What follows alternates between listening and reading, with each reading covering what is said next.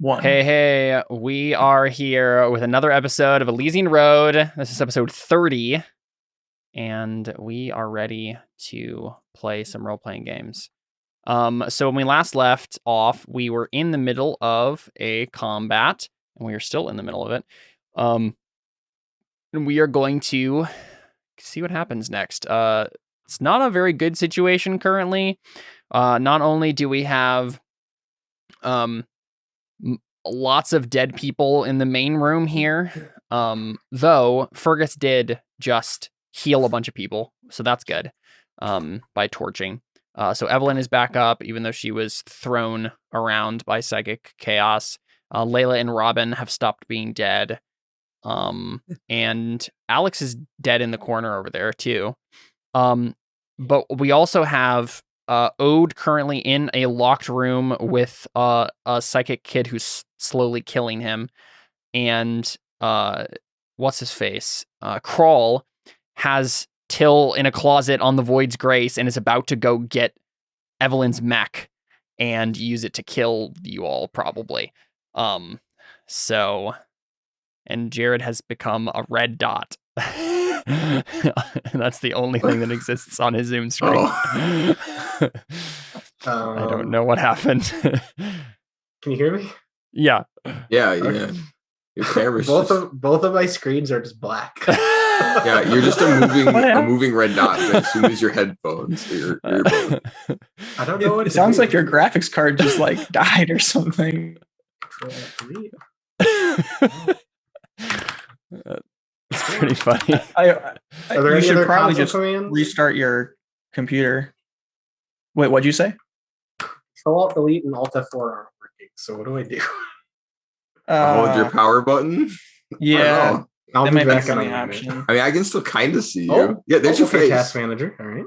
Yeah. Oh, that's why you couldn't see you because of your screen. Yeah, exactly. I was like, I can see his thing moving. Something's working. Okay. We're good to go. We're good. Yeah. For now. Good. What happened? We're back, baby. Heck if I know. I did. Okay. Oh, did I? Did we lose the turn order? Lose the turn order? That's annoying. No, that's not good. Well, we all know David was first. Yeah. I'm pretty sure I had a 5 actually. Sure, we had a bunch of 3s. As long as everybody remembers there. I had. Let's just go ahead and roll again because I'm gonna have to make up a bunch of NPCs rolls again. So let's just do it again. Okay. I do know that what's his nose just attacked me, so I want to make sure it doesn't happen again. Juno. I mean, you get to go first regardless. Right? Yeah. Well, because we were in the middle of the turn order when we were going. All right, I'm upset. I had a really good roll. Well, maybe you get a better one. I can't get a better one. Oh, they finally changed the order of these tabs around, so the character sheet is the first one. I'm pretty sure that's the exact thing I had. Yeah, and in fact, when you rolled a 7 last time, I also rolled for you and got a 7, and you just got a 7 now. Amazing. Oh, that's jackpot. I get all of my effort back, right? No. 777. That's jackpot. Oh, there you go.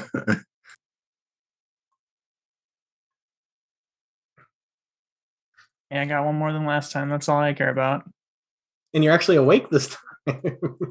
Yeah, I can actually take a turn this time. No! It's broken again. Well, okay, I'm don't gonna celebrate yet, Connor, because the big gun guy goes before you. Oh, okay, I guess it's back up. Oh, but he can't shoot his gun, so it doesn't matter. You might just want to restart your computer, Jared. If it happens again, I'll do it. This is it, yeah. Right, I'm just rolling initiative for everybody again. So is there a reason why you selecting tokens is moving my screen around? Yeah, I have to shift click to open the character sheet from the token, but for some reason it's also like having the camera go to it for some reason. But usually it hasn't done that in the past, so I don't know what's going on exactly. So hey, I was a little bit like AWOL last time. Can you pretend to give our listeners an update and then what you mean, Connor, is that you totally know what's happening, but for the sake of our audience, maybe Caleb should recap. some. Since that's what coming I'm in pretty sure that's what I and just all. said, actually. Yeah. Right. Yeah. But not, because If you heard differently, then you heard wrong. So, or really just for our listeners, I mean. Yeah. right. Yeah. What do you remember last? You like there was like a whole thing where David shot Juno, and I then seem to remember that part. that set off his psychic weirdness, and he started pushing people around with telekinesis to the point where like everyone was slammed against the wall, and that's when you went unconscious. That's probably the last thing you remember, right? No, just like Evelyn. That's the last thing she remembers. Exactly. I remember David's parents getting murdered. I remember me getting back up. Yeah, you made one shot and killed one of the desert dudes who joined against you. Oh, I killed somebody? I had no idea. Mm-hmm. That was the last thing you did. Before we closed, I don't know how she got down. Did she just get down? Dylan stabbed her. Carly? Yeah. Dylan took her out. Yeah, she stabbed 4 people at once. Five people at once. 5 people. And she killed 4 at once. And then, what's his name is still up? Yeah, he didn't take any damage because he's got super armor. He has very good armor class. Lame. Oh, did he melee attack me yet? I don't think. I don't remember. Darn, I need to remember he takes damage if he melee attacks me. Oh yeah. This time. But in terms of so Ode went off into the other part of the facility with Juno to try to keep the blast from hurting anybody else. He tried to go into his mind and do the post-cog thing and like try to do a similar thing he did with Fergus, which was like actually go back in time in a weird way, but it didn't work. He didn't manage to convince Juno to stop. Yeah, so crappy talk roll is what happened. Basically, he made it worse, and so Ode is now in the center of a shrapnel cloud that's just like slowly killing him. Kiana, the building's not coming down anymore. It's true. In there. The building is not coming down anymore. So there's at least that, but Ode will probably die. Kiana is on the outside of the room that Ode locked himself into, like banging on the door trying to get in. And Akoto was in the Void's Grace, and she saw a the nanite cloud return. Let Fergus know about it, but then Krull showed up, walking onto the Void's Grace with Till, like a gun to Till's head. They had a little bit of a standoff. Akoto was trying to decide what to do. Till tried to give her like the PC look to say like, don't care about my life, shoot Krull. He failed. And so Akoto was like, okay, I guess. And I think I rolled a mental save for her to see if she like her morale broke. But I think she succeeded. She ran, right? She succeeded. She succeeded on the mental save, but then Krull was basically like, put down your weapon and you'll like and surrender you and I'll let you live. And he was lying, and she noticed that he was lying, and so she just was like, there's nothing I can do here. I'm just gonna run. There's a failed mental save from Makoto on here, and I think I remember you saying that she was going to put her gun down, and that her idea was that she'd betray him later, but that she wouldn't because she was actually afraid of him. Oh, yes, that's what it was. But she noticed that he was lying. Yes. So she just made her run. So there were like 3 different roles that kind of funneled Akoto into a particular course of action, which was running and trying to just get away from the whole situation. But the last thing we saw was Krull go into the Void's Grace and stand in front of. I think she shoved Till in a closet. Sealed him in there. And went to your mech. And you don't know that Krull is in the Void's Grace because no one has gotten this information. So you can't like interfere with this, but he's about to take your mech to try to kill you with it. So me specifically? Probably. Okay. As far as we know. But yeah, I thought they were trying to capture me. Are they past that? So this is the thing. What we figured out when this went terribly wrong, when Ode immediately started shooting Juno and then everything went to crap, we kind of, after the fact, retroactively decided this was all Krull's plan because he's a precog and can see stuff in the future. And so his plan was to get everyone murdered in here, and barring that, to take your mech and kill you himself. He's basically gotten to the point where he doesn't want to capture you anymore. He's decided to go against the Imperium's orders and just kill you and try to make it look like you got killed in this weird psychic phenomena. And then he'll be able to go back to the Imperium and be like, I did all I could, but you still got me, right? I can be a cool general. That's what it seemed like to everybody in the audience, at least. What about to the PC? What does it seem like to the to PCs? To you specifically, you have no idea what's going on. You just kind of got ragdolled against a wall and then shot. Well, but I'm also a precog, so yeah, it's true. Well, you also have no effort, so good luck with that. But let's go ahead and start at the beginning of this new turn. And Ode, you can react to what's happening to you. Oh, okay. What is this E? Is this an emergency thing of some sort? That's a good question. Probably. Yeah, that makes sense. Like some sort of like emergency exit. Does that mean that it's also like, is it sturdy? Does it look sturdy? You can make a notice roll. It won't be your action. This is just something you can. Okay, cool. Tell. Actually, wait, no, I'm gonna notice. I assume it's with intelligence because. Yeah, probably. Brain things. Okay, that's not terrible. Yeah, it's not bad. And you want to know if it's sturdy? Why exactly? I want to know if I push him in here and close the door, if he'll just blow it open. Or at least gauge it vaguely. In the current state that he's in, that will probably kill him. Right? It probably won't destroy the room, but it will probably just leave him in a room filled with metal shrapnel. He'll slowly tear all the metal off the walls in there and then kill himself with it because it will be flying uncontrollably around in a very, very small area. Okay. So yeah, it would save you, but it would kill him. Boy. All right, then I'm just gonna open the door. Okay. Just push the open button. Yeah, when we last noticed this situation, I think we said that because you closed the door, it went into lockdown mode based on what Sample had told the building to do. So it wasn't in lockdown mode before because he didn't initiate this door specifically to close. But once it closed, it like followed the programming of the rest of the building. And so you click the button and nothing happens. Oh, I can't open the door from the inside? You can't. Whatever Sample did, basically, because the idea here was to just literally death trap you guys in here. So he was like cut off, like doors don't work anymore, basically, right? That was what Sample did to the building. And they don't have a manual? I mean, I feel like... so your initial push the button to open the door doesn't work. You can try something else. Okay. Does it have a manual opening? I mean, I imagine it would have to. There might be something you can press on the keypad to like override and try to manually. Okay. Well, I mean, like it doesn't have like a lever for emergencies. It's like a sliding metal door. Right. Go ahead and make another. If the facility lost power, you'd have to have a way to open the door, Go ahead and make another notice roll. Okay. Actually, you know what? No, make a luck save. Maddie was walking by and she was like, "Ooh, I like those." Luck saves? The sliding metal door. Oh yeah.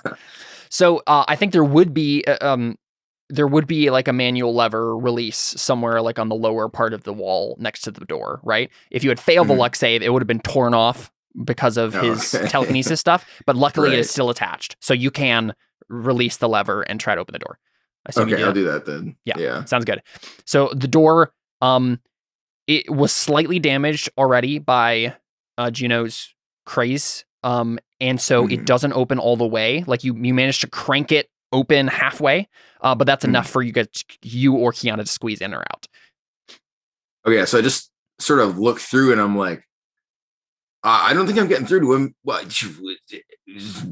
Can I do something about this? Yeah, Kiana steps in the room. That I don't know. Kiana steps in the room and just starts saying, "The sun's real low, buddy." Yeah, right. Yeah. Then I'll get out of her way because there's a tornado around me. Right. I mean, the tornado is centered on Juno. Well, no, you said you centered it on me, right? Well, yes, but you were holding him, right?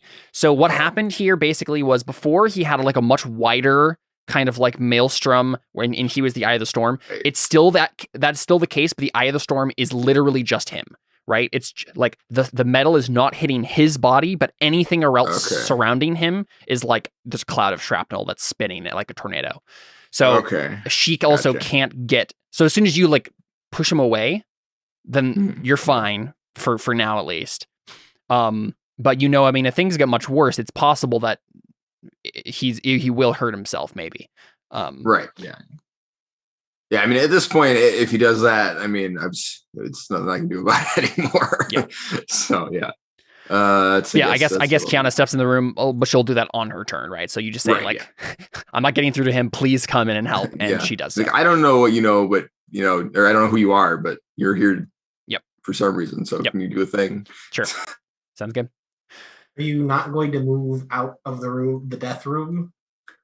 So right now the room is not in danger of collapsing or anything. It's in a tighter arc around him. It's just that he's going to get attacked again.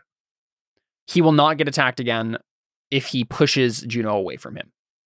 Right? The issue that was happening was Ode was trying to calm him down. And so it was like right next to him, like shaking him, like doing post-cog stuff. And that's why the cloud was closed in and started hurting him. If Ode pushes Juno away, like he knows that leaving him like this long term will be bad for Juno, but at the very least, Ode can not be damaged any further if he pushes him away from him. So, Sauna makes some room, but I assume that if I want her to let's do this. How about you make a physical save? Or wait, is there a dex? Reflexes, what it is? It's an evasion. Evasion, yeah. Go ahead and roll evasion save for me, just to see as you disconnect yourself from Juno and push away what happens. If you can Is that any different than him making an attack, or because I have a lot better armor class than a likelihood of succeeding in an armor class thing than I do. I think in this case it has to be an evasion save. This isn't him attacking. This is just kind of consequences of pushing yourself away, basically. Right. More than anything. Just checking. Yeah. But yeah, with a 13, you're fine. No further damage. And if I want Kiana to come into the room, I can't get out because there's only enough room for one. Exactly. Right? So I'll stay in. Yeah. I'll stay in there. Yeah, I assume you just kind of you're taking this step to the left there. Cool. So Victor is his turn. Alex is down. What did I have him do last? What did Victor? Whoa, what's this? He melee attacked me. Okay, yeah. This token means he's being in melee with Dylan. That's what that means. So he can't shoot his gun. At least until Dylan's next turn. I think she has to take stress. She just has to spend or a strain every turn. Yeah, to keep it. I mean, also me and. But yeah, I mean, it doesn't matter because he's engaged. Yeah, either way he is. Yeah, I'm just trying to figure out what the current situation is and what he might do right now. Let's double check. Does me having killed most of the people I targeted last time mean that I need to select new people to actually get all the people, or does it just automatically go to whoever's still alive? I think basically every time it gets to your turn, if you want to use it again, you're using it again, doing strain, and then choosing targets. So I would react people? You would get to choose different targets. Yeah. Okay. Yeah. But I think you have to do it on your turn, probably. Yeah, exactly. Yeah. I'm trying to decide. I mean, Victor. You've had him attack me every single time. Yes, I know. I know that's what he's going to do. Or that was what he was doing. The issue. I'm just trying to figure out. Victor knows at this point that Krull has done something and trapped them here, right? And that wasn't part of the plan. This was not the plan at all. Alex dying certainly wasn't the plan. I mean, if he gives up, we might heal her, let her live. I mean, you want to join our team? I don't think he believes that with what Fergus did to their clones. That's a good point. I could roll talk. Yeah. So this is what this is what happens. Victor realizes the only way he's getting out of this, at least in his mind, right now, is to do this. So he is going to So if he does a fighting withdrawal, he has to take an action to do that, correct? Yep. Well, let me check something here.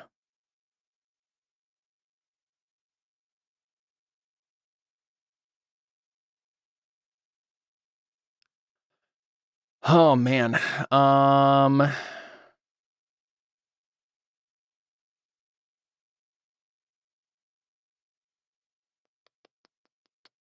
Yeah, okay. I was just trying to think if there's a way that he could try to save Alex or something, but I don't think there is. I think at this point Victor has decided, all right, I'm going to die, but I'm going to take Fergus with me. So he is going to attack Fergus point blank with his giant melee sword thing. Fergus in the meta says, Are you sure you want to do that? and he gets a 25, but only does 3 damage, which isn't terrible. And he takes 1d6. Sounds good. Yeah, go ahead and roll that. Wow, only 3 damage. Why? Yeah, that was a pretty bad roll. Oh, it's only a 1d10. All right. Yeah. And I suppose most of his stuff is in dex for shooting. You guys. Yeah, so you take 3 damage, Fergus. Oops. Man, this is not good for him. I don't know what he does though. Like, there's basically, looking at the stats here and the numbers involved, I don't think there's any way he can kill Fergus because he can heal. Yeah, if I can make a suggestion, it would involve you taking this back, but yeah, I would almost think he would prefer to disengage, come over, grab her, because these are allies next to her. Mm-hmm. Grab her and just run deeper, because these guys are still alive. So if anything, we have to spend at least one turn fighting them. And he probably doesn't know what's in here, but he'd probably rather be in here than fighting us. And maybe there's a way out. I don't know. I feel like he could at least run. Because, I mean, there's 0 way he survives. Even if he can beat Fergus, he still has to beat Dylan, who just psychically stabbed somebody from across the room. And then he doesn't know where I am. Yeah, if this was still the situation where Fergus hadn't just healed everyone, he would probably have made that swing. But I think you're correct. And I'll go and take that back if you're fine with that, Jared. I only did 1 damage to him. Yeah, exactly. Yeah. And I'll just say he does that. So you watch, we're gonna lose by 1 HP. Fighting, yeah. I'm trying to think. If he does a fighting withdrawal, I don't think he can grab Alex is the issue, because he has to like actually hoist her. I mean, to be fair, he'd only be taking damage, an attack of opportunity from me and from Jenkins with his melee. No, he'd also be taking an attack of opportunity from Dylan. Yep. She's psychically engaging him. Oh yeah, he's dead. But to be fair, he has good armor class. He might be willing to try that. None of them are melee characters, except for Dylan. But as long as he can survive that, then... Yeah, I wanted to see... Here we go. Actions in combat. Yeah, I'm trying to see if ready or stow an item is main action. So, yeah. Pick up an item is... Oh, pick up an item is a move action. Perfect. Yeah, I feel like, especially for him picking up her, I feel like that seems reasonable. Yeah, so if he's like getting an item out of something or stowing it, that's one thing. But if he's just rushing past so he's gonna fighting withdrawal, go to Alex, pick her up, and move the rest of his movement deeper into the facility. Because when I picked up this fellow, I moved. I didn't ask because I didn't think about it, but I moved my full movement. I didn't I did a move. So based on the way I did it, I think it and. That's a less reasonable thing than he's doing. What? Yeah. How much movement does picking something up cost? Well, hopefully nothing, because I didn't pay any movement for picking up this fellow. I think you get... if I had to guess, you'd probably have your movement, but at least based on the fact that I didn't do that, we should at least give him a pass for it. But oh, yeah. No, you're right. So he has to use a move action to pick up her. Okay. So yeah. Okay. Well, like I said, I didn't do that. So if you want to take a pass on it, like I did, then... I mean, you also you were using your. I mean, I was going super, but I didn't take strain to do an extra. You should take an extra thing. Yeah. Okay. Let's do it this way. Now that we know the rules, we'll play it like that from now on. But since Ode got a free pickup action, we'll give Victor a free pickup action in this instance. And now from now on, we know the rules and we'll follow them. Like that. Okay, so Victor, just tries to bolt out into the... He's dead, David. Get over it. Victor goes into the other room and tries to get... I'm just going to watch this and think he's actually dead. Oh no, yeah. This video will not age well when Rick Astley actually died. That's true. And then Fergus, it's your turn. All right. Well, were they both dead last time when I ripped their nanites out? As far as you could see, yeah, they're dead. Okay. I can't imagine there's any way they could survive that. He turned to like bloody pulp, if I remember right. Yeah. All right, Fergus is going to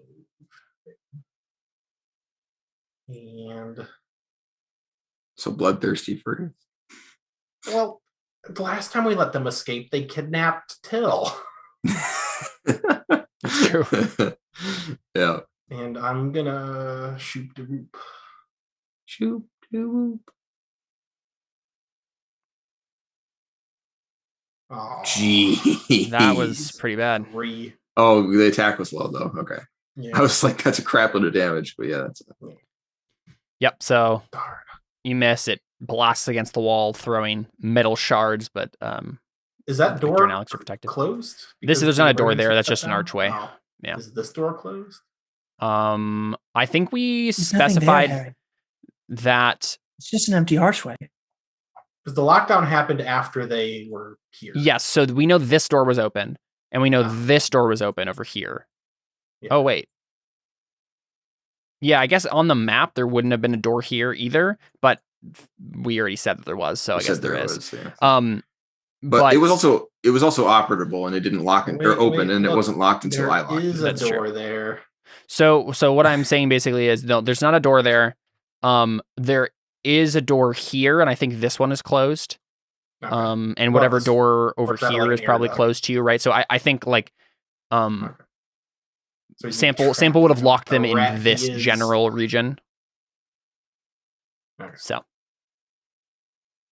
But also he has like a gravity destroying weapon. He probably can break a door with this he gun. could probably break a door pretty easily. But that costs. I get another attack Yes. before Yeah. you're gonna run away from my. So is there a limbs. door here? Oh, It's right just there. Right there? No, Yeah. that's just Okay. an archway. Okay.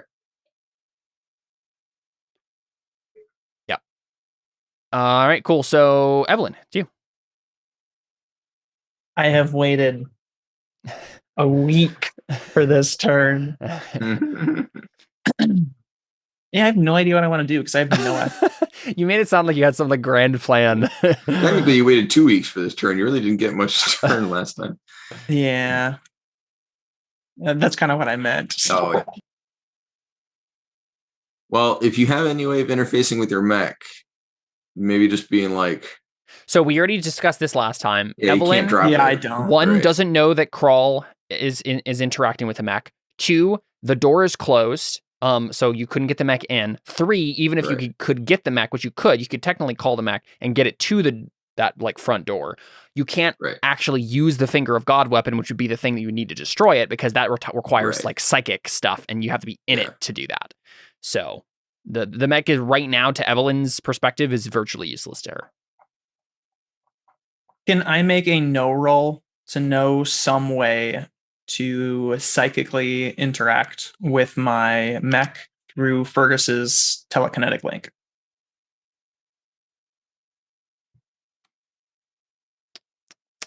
You could try that if Fergus was right next to you and you guys put your heads together, but Well, no, I don't. Oh, I don't you need to mean put our heads roll- together. We have a telekinetic link. that right. But what I mean is, Fergus is going to be the one doing that. But are you saying that you want to roll a no roll to just come up with the idea? Yeah. So, to make that possible, and for me to know that. But if that's just a thing that you can do with mechs, then yeah, Fergus could just do that. Let's make a no roll to see if that is the thing you can do with mechs. With Okay, psychic I figured mechs. that was the more fair way to, because that's not in the rules. Yeah. I also kind of want to fail this roll Mhm. for the fact that then Fergus could just do stuff with my mech. whenever he wants to, That's but- true. This is a Well, but okay, dangerous precedent to set. So I'm gonna make the no roll so that you can psychically, because obviously you have to psychically interact with the mech anyway, because it's a psychic mech. But making it so that a telekinetic could telekinetically interact with it if there wasn't someone in it, right? Because that would make no sense if telekinetic people could just take over psychic mechs. Let's say that. That makes sense. Okay, so Once no a psych- modifier. once a psychic attribute is connected to it. intelligence? Intelligence. That was a low roll. Yeah, I mean, in the realm that we're That's pretty rolling good, in, actually. but in the realm that we're rolling in, I feel like to make that a true thing is probably higher than a 10. Okay. I mean, I was saying it's a low roll because I could have gotten so much better, but Right. I rolled a 6. But yeah, That's I don't think a nuts. 10 is quite enough for this to happen to be a thing that you can do. Okay. So, Do you want that to be my turn? no, it doesn't have to be. Okay. Well, so typically how we do this It's technically a skill roll, but right. Technically how we do this in Terra Invicta typically, the D&D stuff that we do. Like if it's something that it's just like, I want to know what, like, do I know this or not? That's the sort of roll that can be made for free. If it's a investigation or planning sort of thing that you have to take time mentally to work through, then that's an action. I think in this case, is technically in the meta role. Yeah, the meta realm. Yeah, I think in this case, this could probably be just like, does Evelyn know about the fact that this is true or not? So I think I'm fine with it just being kind of free, right? This is just Evelyn in meta terms, just determining for us if this is a thing. So Evelyn in game is just like, man, I wish I could do that. Can't do it. Right. Okay. Yeah. And these 3 people are still alive, right? These 3 sand people in here that are next. Yes. Okay. I'm going to shoot at this one then. Okay. I will take I'll get in front of Ziva though. That seems like, you know what? I'll get in front of both of them. Mama bear does whatever a mama bear does. Stands in front. Mama bear to of Garrett. the That's way. kind of awkward. A little bit. What? It's Garrett you just stepped in front of. Well, you know what I mean. Yes. So that is actually the exact amount of hit points the guy had left. So congratulations. Nice. You killed No way. Yeah. I'm lucky You to killed have 2 people 13 now. HP, isn't it, buddy?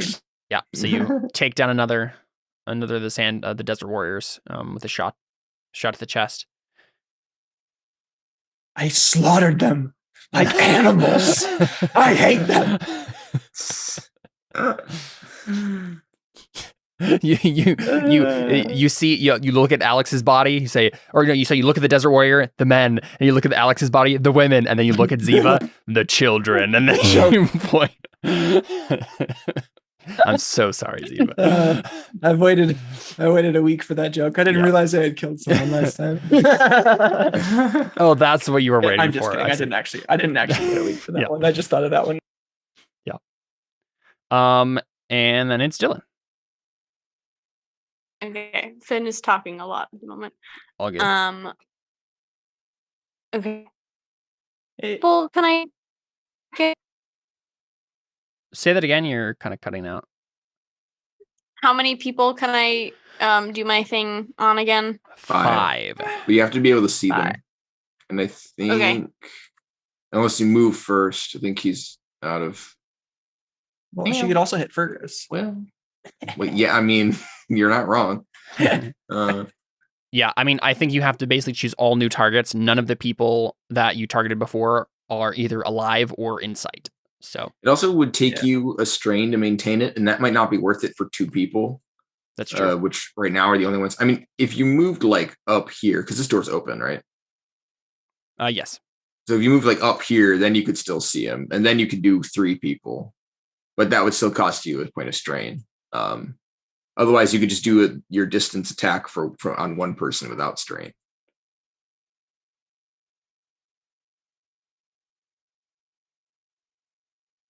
Who's this guy again? It's Jared's other character. That's Jenkins, Fergus's brother. That's Jenkins. Okay. Wait. Okay. Where did the other guy go? I missed. Victor's over here. The guy that was like, okay, annoying. I All of wanted the to keep circles. attacking him. Yeah, and I think if you moved up here, you would have line of sight on him. You just have to move first.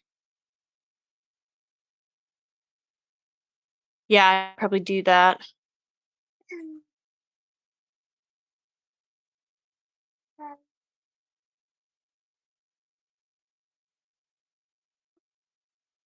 Yeah, I think if this works, what I'd probably do is move up here and then do that particular thing on this guy and him, but I'm like actually stabbing at this guy, but it's just gonna do the same thing to both of them. You draw the blade and cut the one, and then a cut appears in the other 2 in the same place. Yeah. Yeah. That'd be awesome. Oh, yes, this guy as well. I didn't see that guy. Finn likes it too. This is also so metal. Yes. Yeah. Yeah, cool. Sounds good. So she has to use strain for that, right? More strain, yeah. So yeah, mark another strain, Yes. Dylan, on your character sheet, and then you can make that attack. Is that just system strain? Yeah, system strain. Yep.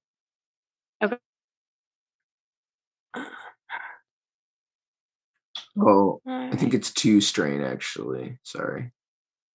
You have plenty of it. Each though, round, Right? Each. this multiple nomination is maintained. The wheeler takes. No, it's just 2. It's each round that you do it. It takes 2. Okay. Well, I've done it twice now, so does that mean I have 4? Yep, it would be 4 total. Yeah. Okay. And then as soon as you drop it, you stop taking strain. Whew. That was a very high attack roll. Holy 29. cow, yeah. Yes. So both of the desert warriors are dead. Bye, Nice. Felicia. Yep. So strike across their chest and they They're collapse. both named Felicia.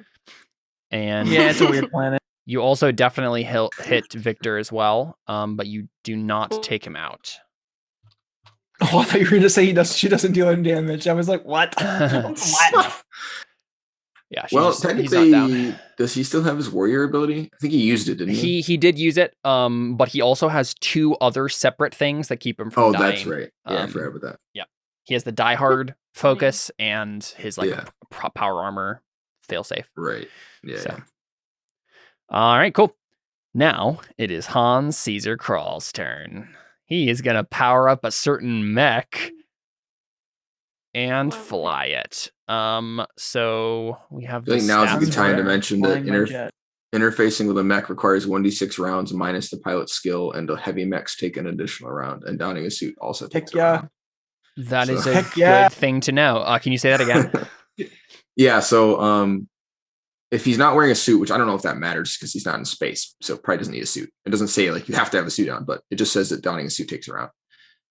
Heavy mechs take an extra round, and then the normal amount it takes is 1d6 minus your skill. So you roll a d6, subtract your piloting skill, and then that's how many rounds it takes to get in to interface, I guess. I'm so glad that we pulled up this rule when someone else was using it and not when I was. Well, you actually haven't used it yet, or I would have mentioned it. It might not matter. Yeah. So I rolled a 2. So what is that? Sorry, I'm still confused as to this thing. So what's his piloting skill? -1. So -1. Yeah, so I didn't realize that. I forgot that mechs actually need to be piloted. Yeah. Okay. Well, so 2 things. It either This adds is going around, to be like Dylan trying to ride the hover bike, except it's going to be better because it's the villain. Yeah. except worse He's just going to because drive into the side of the wall. the hover bike didn't have a finger of God attached to it. So I don't know. It's gonna be bad. But well, so it either adds a round to the time it takes or just doesn't help him at all. And so it either takes 2 rounds, but then because this is a heavy mech, it takes a third. So it takes him 3 rounds. The problem is it says that a few hours of basic training is enough for anyone to operate a mech, but elaborate maneuvers are impossible. Well, it says maybe impossible for those without at least a pilot 0 skill. Yeah, I mean, he's not. So- The thing is, he's not really planning on like doing any specific fun, like fancy things with flying. It's literally he plans to just walk into the room and shoot finger of God at Evelyn. Like that's his entire Right. plan. But he does So- have to like Get do there. a drop first, right? Ship's in the air, right? Or is it not? No. No, It's just on the I don't know ground. why I kept thinking it was in the air. All right, never mind then. So that's Yeah, probably haven't fine. sensed the need to invest points in pilot. Right. Yeah, actually, let me double check and see if he has some extra skill points. That would be hilarious. I mean, it sounds like the kind he of doesn't. He doesn't. you do. So I guess it either takes 3 or 4 depending on whether or not the negative impacts. Yeah, I'm gonna his say- thing negatively. But I'm gonna say 4, because also I think when it says to don a suit, I think that's just the mech, right? Like, and then because if it says heavy mech, then it takes an extra round. That's the way you worded it. to climbing me. into a lighter heavy mech cockpit usually takes an additional round, as does donning a suit.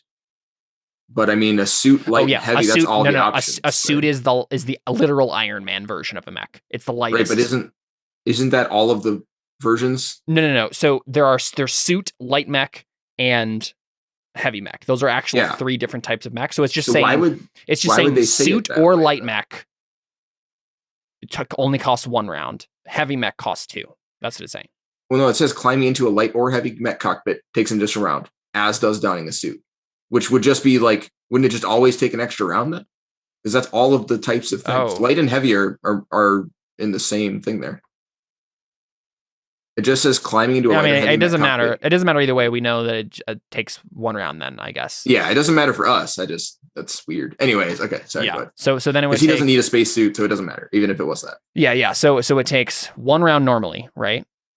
No, it takes 1d6 rounds normally. And then you subtract Okay, your, so 2, and then Yep. +1 for the bad pilot skill, and then right. +1 and then for 1 for being heavy. heavy mech. Yeah. Okay, sounds good. So yeah, 4 rounds. Mhm. So he spends his first round trying to put it on, and I think the thing is like he's perfectly satisfied that you guys are going to be busy enough with the others. He's not in a rush. Yeah, he's not in a rush per se. He doesn't know everyone's dead yet. Exactly. And even if he did, it's not like you guys can get out easily either, right? Sample has Right. Sample can do things as well. Actually, I should roll. Yeah, I should get Sample on this. Yeah. Initiative. Where is Sample's token? Thought I pulled it out. There it is. And I assume he could help with the, like, give like a bonus to helping him with the mech. Actually, yeah, that's probably what's happening. Well, it is here. a psychic mech. I don't know how much he can help with that. That's maybe fair. Some, I mean, because I'm sure not all I mean, of it's the stuff still is psychic. also a mech. Well, yeah, Yeah. but I mean, I suppose it's not like this. The circuits aren't psychic or whatever. I'm sure. So yeah, I'm sure you can help. Yeah. Yeah. So I'm gonna roll initiative for Sample. Okay, so he would. Can I have make a done no roll something so that the circuits are psychic? No, I mean, Do we even want if to have him Sample take a can turn still since you haven't? Sample can certainly still help. Like there's no reason why he couldn't. Yeah, I think it makes sense. Um, Are you alerted that someone's in your mech? Is that do you have like a video doorbell on your I mech don't think or something? Am I? automatically this would have to be a sense the need thing for Evelyn to have planted one to like set it up that way. Okay. So if you want a torch, Just seems like a good thing to know, if someone's getting in your 2-story death machine and it's not you. She didn't kill him with 17 damage. He has a lot of warrior stuff, and Okay. Die Hard gives you more HP, and he has, Yeah. I think, I'm 2 sorry, levels of I that. completely spaced for the last 2 turns because I was reading the novel of items I have in my backpack, and oh boy, that is always trouble. yeah. So Hans Caesar Crawl is going to spend a round trying to get into the mech, and then Robin Enger wakes up from his horrible nightmare of being dead, and I guess just like brushes off to the side to get away Well, from I mean, things. He Did just not go stabilizes, help right? his wife. Oh, that's no. Well, Right here. Fergus healed him. Oh yeah, they do actually get HP, right? They actually get So, HP. Yeah. Yeah. Yeah, it was just if they get horribly mutilated. We had this conversation. How Yeah, much? you're How right. much HP do they get, Fergus again? A lot. I think it was 14 or 15, something like that. Between 13 and 15. Yeah, it was one of the last Wow, things that we did last seriously? time. So let me look. It's 3d6 plus something. I roll. Let me double check. I could be wrong. That was, If that was a while ago. If it's 3d6, it might have been the 5, 5, and 1 you rolled separately for some random reason. Oh no, sorry. At my level, it's 2d6 plus 6. 2d6 plus 6. But yeah, that I don't sounds think about you've right. rolled that anywhere. Yeah, that's. I did. I'm not seeing. You it just rolled the anywhere. 3d6 one time, but one at a time. I don't see a 2d6 plus 6 anywhere. We know Evelyn got health. rolled So it what were we? somewhere. Yeah, I don't know. It was towards the end I- though, so I'm confused. I Evan, thought how much Fergus health would do you be. have? He did. We're trying to figure out how much he healed you and everybody else. Oh, did I not change it? I don't know. Did you? I can't see your HP. Your HP. So. It says 13. That's different than what I had before. That's how much health I have. Okay, Okay, let's so just Well, it let's should, just go it with should that. just be because he was at 0, right? So 2d6, and then I just told you to add 6. all right. Well, 13 is a reasonable answer to that, I think. And he has I'm 13 going to HP. assume I misread it and just did 3d6, Yeah, but it was that a seems 5, like a 5, and then plus 6. So that would be 16. So Yeah, I mean, it doesn't actually matter for them because they don't have that much HP. They I'm have sure. 6 health max. But it doesn't so- matter for. Oh. why are we even arguing about it? Yeah, I Well, I mean, you I did didn't realize heal. You did heal Connor? But Connor as well, Exactly, so he would yeah. have more. HP. Connor, you have 16 health. Yeah, so Robin 16 more or 16 total? No, 16 total. Robin gets to the end of goes over to the other side of the room towards where you guys are. All the warriors are dead, so I'll take them off the turn order. Does And Robin then not go comfort his wife? Yeah, I was gonna say it's good. He doesn't go to. yeah, I guess Sorry, so. wife. I'm out of here. I'm out of here. Yeah, that makes more sense. Yeah. I just delete all these guys. And then it's Vigo's turn, and he was worried about Evelyn first, but now Evelyn's okay for now, so I think he's going to rush to Jenkins. And let's see. He does have a shot on Victor, so he'll take it. He's a better shot than Evelyn. Ew. I mean, Evelyn killed 2 people just now, so it wasn't she's not bad. Apparently, Garrett, for some reason, only has his sword. Huh? For some reason, in his character. Just throw that real hard. Know why that would be. Was it a throwing sword? I think he only had a sword when we played at level 3. Right. Yeah, I mean, he should Really? have. He should have a weapon also. I'll give him one. Also, Carly left, so I have to add a quick extra camera. Bye. Which character sheet are you using out of? Garrett or Vigo? Garrett. Garrett's the only one with actual character stats. Yeah. But I can real quick add a gun to his sheet, so I'll just do that real quick. His shoot is -1. Oh my gosh. Really? Yeah, his stab is 3. Okay. Oh wow. All right. Interesting. All right. I mean, I guess it works for Dylan, so That's true. He's a melee character. He has shocking assault, savage fray level 2. Got it. all right. Noted. Okay, so I guess I'll just have him move twice. Yeah. And so he's rushing towards Victor, but hasn't gotten to him yet. And then it's Till's turn. So Till is obviously like has handcuffs in a closet, but I guess he'll try to break out. So we'll have him roll something there. His shock damage from his weapon treats all targets as if they were AC 10. Nice. Wait, what? That's pretty cool. That's what shocking assault does. What? That's crazy, man. So All he right. basically Well, only a always shock does damage. shock damage. Yeah, but that just means he always has shot damage. Yeah.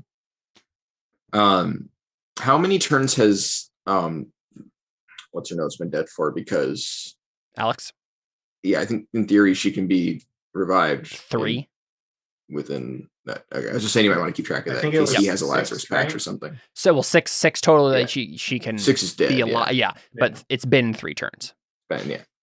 'Cause Okay. I assume he probably has a Lazarus patch or something. It makes sense. I mean, that'd be reasonable. Yes. I don't know. I don't think he can stop and do anything though. Like he No, literally not just, now. No, Yeah, I'm yeah, just yeah, saying that if he If he's manages able to to get out. escape Sure, somehow, sure. he might. Yeah. Yeah, that makes sense. I'm gonna have Till roll a fix to try to like maneuver out of his handcuffs, like pick the lock on him basically somehow. Oh, yeah. We'll see if that He's works. good at that. Yes, he is good at that. And he got a Except 4. Double today, ones. apparently. Yep. Oh so man, I mean, he is cuffed. yeah, he struggles against his handcuffs and just can't find any way to unjam them and kind of unlock them from his angle. So he's just kind of like shuffling around in the closet trying to get out, and that's what he spends his turn doing. Juno is Can he try and counter? Like, can he make getting into the mech harder for Crawl? Like interface with it in some way. Type He had backwards. Hands. I mean, yeah, he can probably Sit attempt Sit on the to do something keyboard like and that. type backwards. Yeah. Good enough for that. Sorry, good. You're fine. There we go. Juno is going to make a save, and he fails it miserably. Juno. So this means that the cloud stops being centered, like he's in the eye of the storm, and it starts breaking, and like going away and hurting. No, and hurting him. Oh, right instead. Great. Okay. So the like equilibrium that he had, where the things were flying around him but not hitting him, is broken now, and so he's gonna hurt himself. I can't imagine he has a lot of HP. Well, he currently has 0 because you made him go unconscious. Oh, so he just dies, right? Probably. I think any amount of damage kills you if you're down. Well, so he's stunned, right? Because you didn't actually do him. Well, no, but he's still at 0 HP. Though. He's in the 0 HP state though, which I think is the same. Technically, it's just that he won't die if no one gets to him. I can check. Yeah, that's probably important to check. Yeah.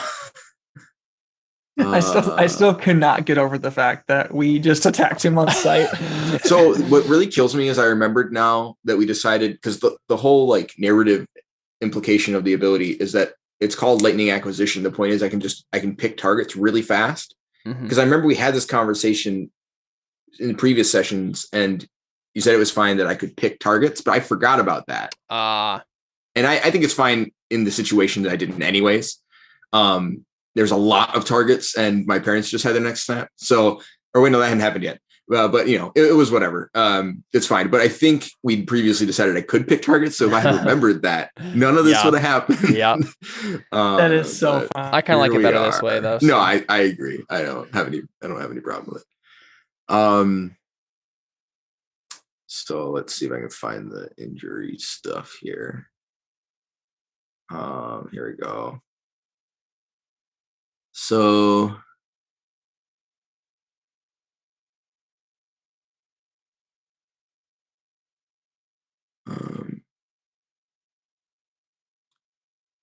so a creature brought to 0 hit points is defeated, no longer fight. If it's with lethal, they're dead or dying. If it's blunt or less than lethal means they're unconscious or incapacitated. Foes defeated non-lethally recover 1 hit point after 10 minutes and then function normally. It says a mortally wounded creature at 0 hit points, which I don't know if that means that if that requires that they were dead or dying. Because that's not the language from the they sound, used previously. Yeah, from the sound of it, let's say this. Let's just say it's now as if he's mortally wounded and dying. Oh, wait, sorry. So this says will die in no more than 6 rounds. So this is if they were hit with lethal damage, yeah. And then they could be unconscious, whatever, blah, blah, blah. No useful actions. Creatures dropped by heavy weapons can be instantly killed. Additionally, damage inflicted on a mortally wounded target will always kill them immediately. Yeah, so it sounds like they have to be mortally wounded. So so the idea is, I think he has now entered the dying phase. He's mortally wounded, yeah. And so if it hits him again, he will die. Right.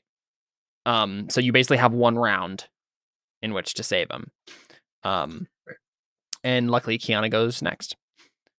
Yes. So Kiana's going to step up to him, and as his like skin is starting to be flayed off by like shrapnel and things. And he's kind of like, just kind of like standing, right? Like almost slightly levitating, right? Like just in the room. And so she's like walking slowly towards him, reaching out a hand, and she just says like, Juno, baby, look at me, okay? You can fight this. You've always fought it before. Do you remember what I told you to do? When you were scared. When the bad men came and tried to hurt us. Do you remember what I told you to do? I told you to remember that even the darkest place can be defeated by a single light. Even a spark of flame, a single candle, a flicker. And suddenly the darkness has been pierced. Do you remember when I said that to you, Juno? I need you to be the light for me right now, okay? There's a lot of darkness. I need your light, Juno. And then she'll go ahead and roll. Tell me she's good at talk. No, probably She not. has a +1. She's not bad. It's just not great. And then Juno starts grabs the light from his pocket, and he goes, "Another the camera." Yeah. What? From Lord of the Rings, when Frodo has the like glass vial with I forget what it's called. Vial of light or something. the star, the light of Erendil. Yeah, the light of Erendil. Yeah. Hey, what about that? The light of that one elf. Yeah, exactly. Well, yeah. Oh, do you want me to roll it? No, I'm. Okay. I was literally trying to find the skill on the character sheet. For some reason, I was passing by with my eyes. All right, so talk with charisma. She get a bonus for being his mom. No, that's making the role possible, right? I mean, I got to roll. Yeah, you're right. I'm trying to think of what the difficulty is here. Yeah. Good. 0.74.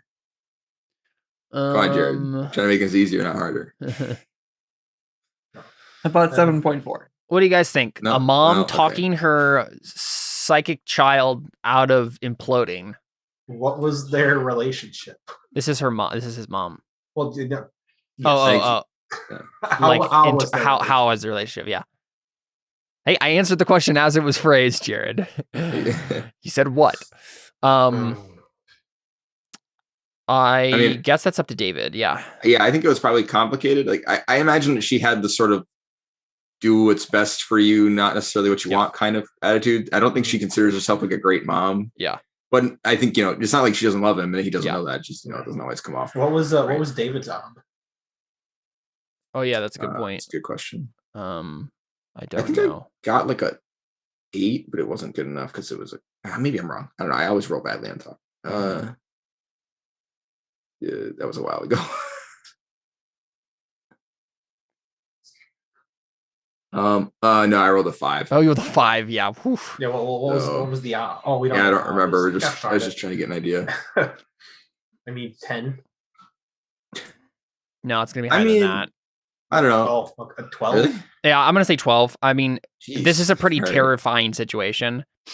He's also not even in the unconscious phase anymore. He's literally in the dying phase. So it's like worse. Although to be fair, you can be screaming for your actually crying for your mother is one of the options if you're dying.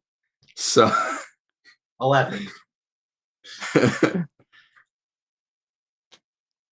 We'll do 11. No, oh my goodness. Holy crap. Somehow when I said that, I knew that was going to happen. Right? I knew it. Oh my goodness gracious. Right on the money. 11 exactly. Does he have the file of or the light of Valendia or whatever? No. I mean, and it's pull that out. It's not even that he starts glowing or anything either. It's literally just like his eyes snap open and he like sees his mom and then just like kind of his eyes roll back in his head and then he just kind of goes limp and all the shrapnel just like falls and he just falls on top of him and he dies. Yeah, cuts an artery and then there we go. It's all over. Yeah. Oh man, so much responsibility just avoided there because I would have totally been my fault. Just died. That would have really taken effect on your. Now character. I could be like, hey, especially knowing that in the rules you could have stopped it. Yeah. Right. Yeah. And I mean, narratively, that would have meant if I hadn't been lazy and just shot all over the place, like say that could have still have been a thing. That could have changed something. It also made sense. You had no idea who he was. He could have been with them. Yeah. And I knew he wouldn't. Well, okay, I was under the impression he wouldn't die. As it stands right now, though, I think someone will still have to use a Lazarus patch to try to heal him. I was checking to see if she has any. I know she doesn't have a Lazarus patch in her inventory because I never bought one. I'll make a luck save for her. Okay. She has one. Okay, sweet. I don't know if she can use it or not. She can't use it on this turn at least, but what's the skill for heal? She has +0. Yeah. So it's not nothing. Yeah, she could try it on her next turn. All right, cool. All right, so technically 0 is nothing. Well, no, 0 is trained. It's just not good. Right. Because -1 is nothing. Right. Well. You're just being cheeky. I see. Yeah. Right. Well, no, I'm not really being cheeky. I mean, I'm trying to be like 0 is actually nothing. Like he has no bonus. She has no bonus to that roll. Right. Like, but she doesn't have a penalty, so it's not nothing. Well, it's not less that's than still nothing. She has basic training. Yeah, it's not as bad as it could be. right. Right. That's So different than was not nothing. Layla, Agree to disagree. Go ahead. Layla wakes up and hugs her husband right there. She's just like, what happened? And he's like, I don't know, and is hugging her. And that's basically their entire turn. Tamara Sladkova is not really doing a whole lot because she just doesn't want to set herself off. She's also probably kind of just in a daze about the whole thing. Right, she should hide. Like just like come over here and hide. With them. Yeah, that's actually a good idea. She'll just you know what? I'm gonna make a mental save for her. She's either just gonna like stand there. No, she's So wow. She's okay. She's Since just gonna. She should go to the doctors. Yeah, exactly. Yeah, that's what she was gonna do. Yeah. You know what she does? She walks over to them and just looks down. She still has like this faraway look in her eyes, and she just says, "Can you save me?" Because she knows my neck was just snapped, but well, yeah, she knows that like these are the people that you guys are looking for. So she just like walks over, but it's like a really creepy way of doing it. She just like walks over and just can you save me? And then Akoto continues running off. What a chump. To the side here. Though I guess she has a comms. Nanostorm. That's true. You know what she does? Yeah, she's running along the side of the building. Well, yeah, I think she's hoping that she can find some sort of outbuilding or alcove or something she can hide from the nanite swarm that's coming. In which case she did go the wrong direction, but she doesn't know that. But I guess the ship was out here. She would have seen the. It doesn't matter. She's gonna go ahead and comms you, Fergus. Actually, wait. Would you have made her in your telekinetic? I mean, I don't. How many can I have? That's a good question. I don't know. I don't know that you would have had any reason to. But also, didn't she call you already on her pad? She did. Yeah, she did already. Did. So she probably would just use that, right? Well, yeah. What I'm asking is, like, was that actually her talking through the mental link? Oh, I don't know why Fergus would include her in the mental link. You don't even really like her that much, right? Fergus is not. He's neutral to her. Yeah, he likes her more than Evelyn right now. Well, right, but I mean, she was also just like a random person. I don't know why you would have. Yeah, that's included her. In her. I mean, it's up to you. I'm just seeing how many. How many you can do. It's probably based on your skill. Something plus your skill, I suppose. Probably true. Either way, we could probably just say that I don't think it's going to be high enough that you would have put her in it, given Jenkins's crew or Vigo's crew as well. Yeah. Being around. So Akoto is just going to call you on her little comm link, Fergus, and then just say, Kroll is on the Void's grace. He has Till. I don't know what he wants, but he's on the grace. Also, huge nanite swarm incoming. And then she just stops the comm and keeps running. Do you have Unity of... No, you can't have Unity of Thought. That's level 4. What do you have that lets you do this telepathic link? I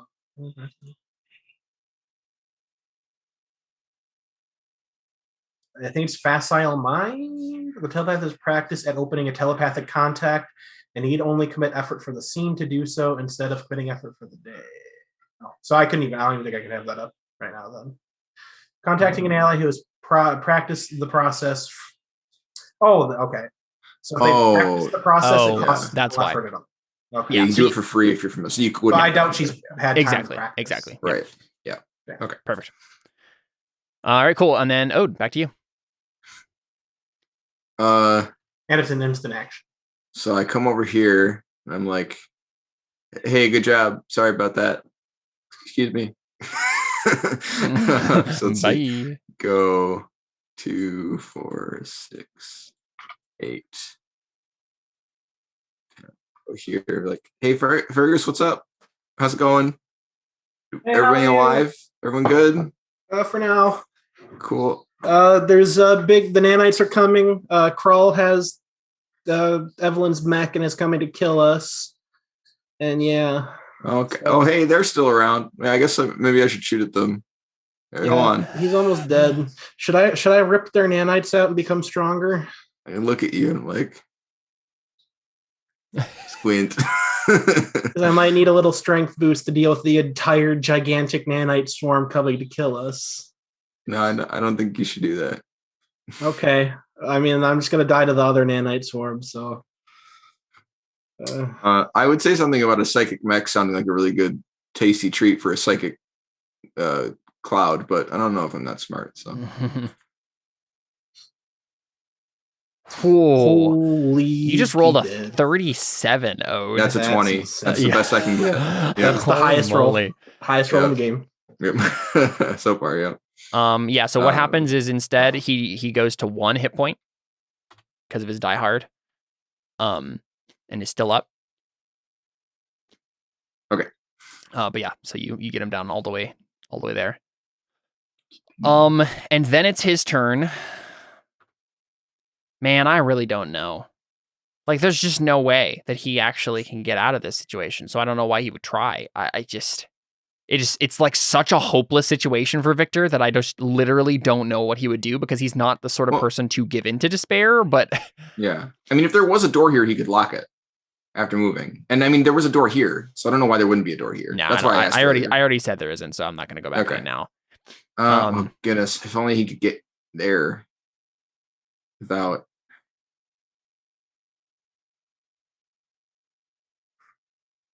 Doesn't the super shock armor do something for your movement or something? You can like fall from like a ridiculous height and stuff. Oh, is that what it is? Yeah. Okay. I thought it gave you. Oh, I think it gives you strength bonuses for lifting stuff. Something like that, yeah. But maybe he could come in here and just throw his garbage into the way. I don't think he has enough time. Maybe not. I don't know. Maybe just especially because the thing is, like, since you joined the fray, he knows there's literally no chance. Okay. I mean, yeah, I don't know. I mean, would he rather die than surrender? I don't know. I don't know. Caleb, does he have a grenade? He has a rocket launcher, doesn't he? He does have a rocket launcher. That doesn't do area of effect though. His does, I think. It's not like an actual rocket launcher. I think it's like a wrist launcher or something weird like that, isn't it? I don't remember. So it's just a regular rocket launcher. I think I may have misunderstood what it did before and did area damage with it. Yeah. But... I mean, that would have been a. He has telekinetic armory, so he could just summon a psychic grenade. That's a neat trick. You have to be really careful. Oh no, sorry. No, it's rifle or any advanced melee weapon. I was about to say. Right. That would have been cool though. Yeah. I mean, I definitely think he would rather like do something like that for sure, right? Especially because I mean, if he does surrender, there's a chance that she'd live. I don't know. Maybe make a save, see what he thinks. I don't know what failure you decide. I'm just trying to figure out what his choices would be in that situation, right? If he succeeds or fails on that, I don't know. I'm also trying to think like through what makes sense for the character arc of this character. Right. And really, honestly, this whole situation was basically they thought, Victor and Alex thought, hey, we're gonna get revenge on these people, but it was just Krull using them to get his own revenge. Mm-hmm. I mean, I'm right here. He can shoot me with a rocket before he dies. I know. I'm trying to decide right now if he's going to surrender because he realizes that Krull has betrayed them and he doesn't want to die fighting like an impossible thing, or if he is still vindictive enough against you guys that he's just going to kill himself with a grenade or something. Right. I mean, we haven't really done anything that awful to him specifically. Except for, I guess, kill her. But. Well, Caleb, you have to answer this question. Mm-hmm. What does this villain care more about, survival or revenge? Is he the cockroach or is he the rage monger?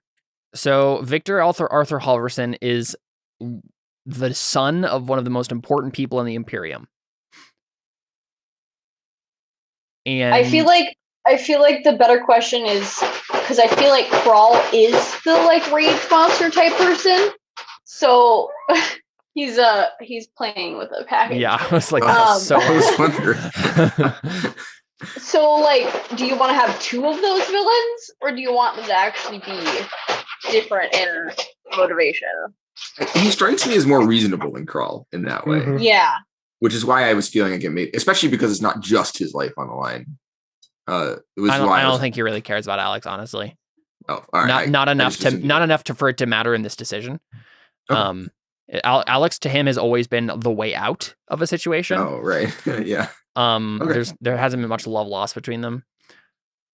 All right, I'm gonna make a save. No romance. Well, then maybe he could drop her and then keep running. I mean, it doesn't matter in terms of don't know. mechanics. Yeah, I guess right? mechanically. So, it wouldn't hurt. so I'm gonna make a mental save for him. If he succeeds, he's in his right mind and he'll surrender. Right? If he Okay, fails, that he's makes going to be sense. vindictive and try to blow himself up as the last thing he does. Okay. Okay, so he failed. Nice.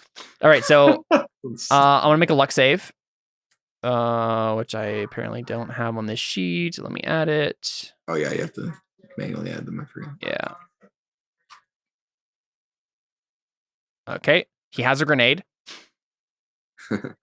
And you know what? What's the most ridiculously powerful thing he could detonate right now? What?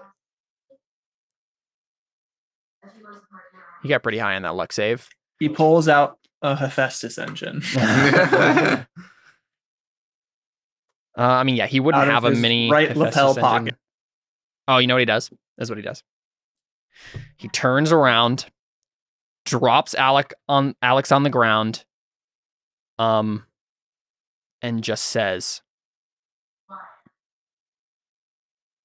Merry Christmas to all, and to all a good night. A demo charge does damage to people within 20 meters. Holy crap. I'm trying to think of what he would say or do in this last moment. Dude, you can take damage from 40 meters. Sorry, yeah, go ahead. Yeah, so you know what he does? He doesn't say anything to you guys. He just like turns around, has dropped Alex, is facing you. He realizes that you're coming for him and that he won't be able to survive. Just takes a step forwards. So he's like right here. And then he says under his breath, "Curse you, Krull." And then he presses a button on his armor, and suddenly it just pops and explodes. So it's an evasion saving throw for half damage, and if you're within 40, it's an evasion saving throw for no damage, which is nonsense. Demo charge. Yeah, that's probably what. Which also includes Kiana, and probably not Juno. I mean, she's behind a door. That's true. She has like cover for it, I guess, but I don't know how much. Oh, how much health? 4 damage. Yowzers. Okay, so I have 21 health. 20 meters. I have exactly 24 health.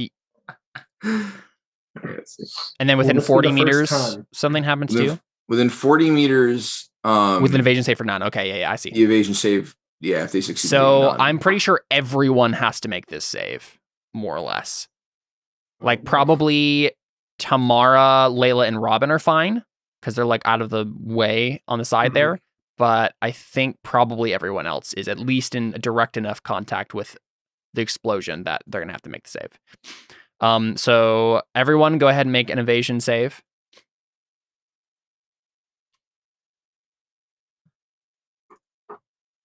I don't want. I'm sorry, too bad. Well, Vigo failed. Oh no. Nice. Oh no, Kiana failed, which means I thought she Juno was behind the probably door. failed. The door. Well, okay. This is probably just gonna It's make it half worse. The open. door is probably gonna like fly off its hinges and hit her. Like yeah. she's Bye, close Kiana. enough to the force of the blast that this is gonna be bad. Well, she has 24 HP, so it would put her at 0. Yeah, but also she's like holding Juno in her arms at this point. That's true. I guess that means So- are they over here or like over here? I think she's crap. probably right there. Okay. Because I mean, there's walls between him and Juno, but not between. But no, I think they're literally both in this square now. Oh, I see what you mean. Oh, Dylan failed. She got more. than Ziva- She's fine. Ziva though. also She got 45 failed. health. She could have failed twice and been fine. Yeah. Did everybody roll now? Oh, that's not that big. Jared, you just need to roll. I know. I'm saving myself for last. You are last now. Okay. Oh no, sorry. Jenkins needs to roll, and then you'll be last. Jenkins succeeds. Okay, boys. Will this be the first time I succeed a save? It will not. I'm done. Oh, it's a good thing. Wait, you have one Lazarus patch, Dylan. Just use it on the. And he's looking probably right at you, Fergus, as he detonates it. So Fergus, yeah, you're down. Kiana, oh man, that's the exact amount of hit points she had. Mm-hmm. So she's at 0 too. Yeah.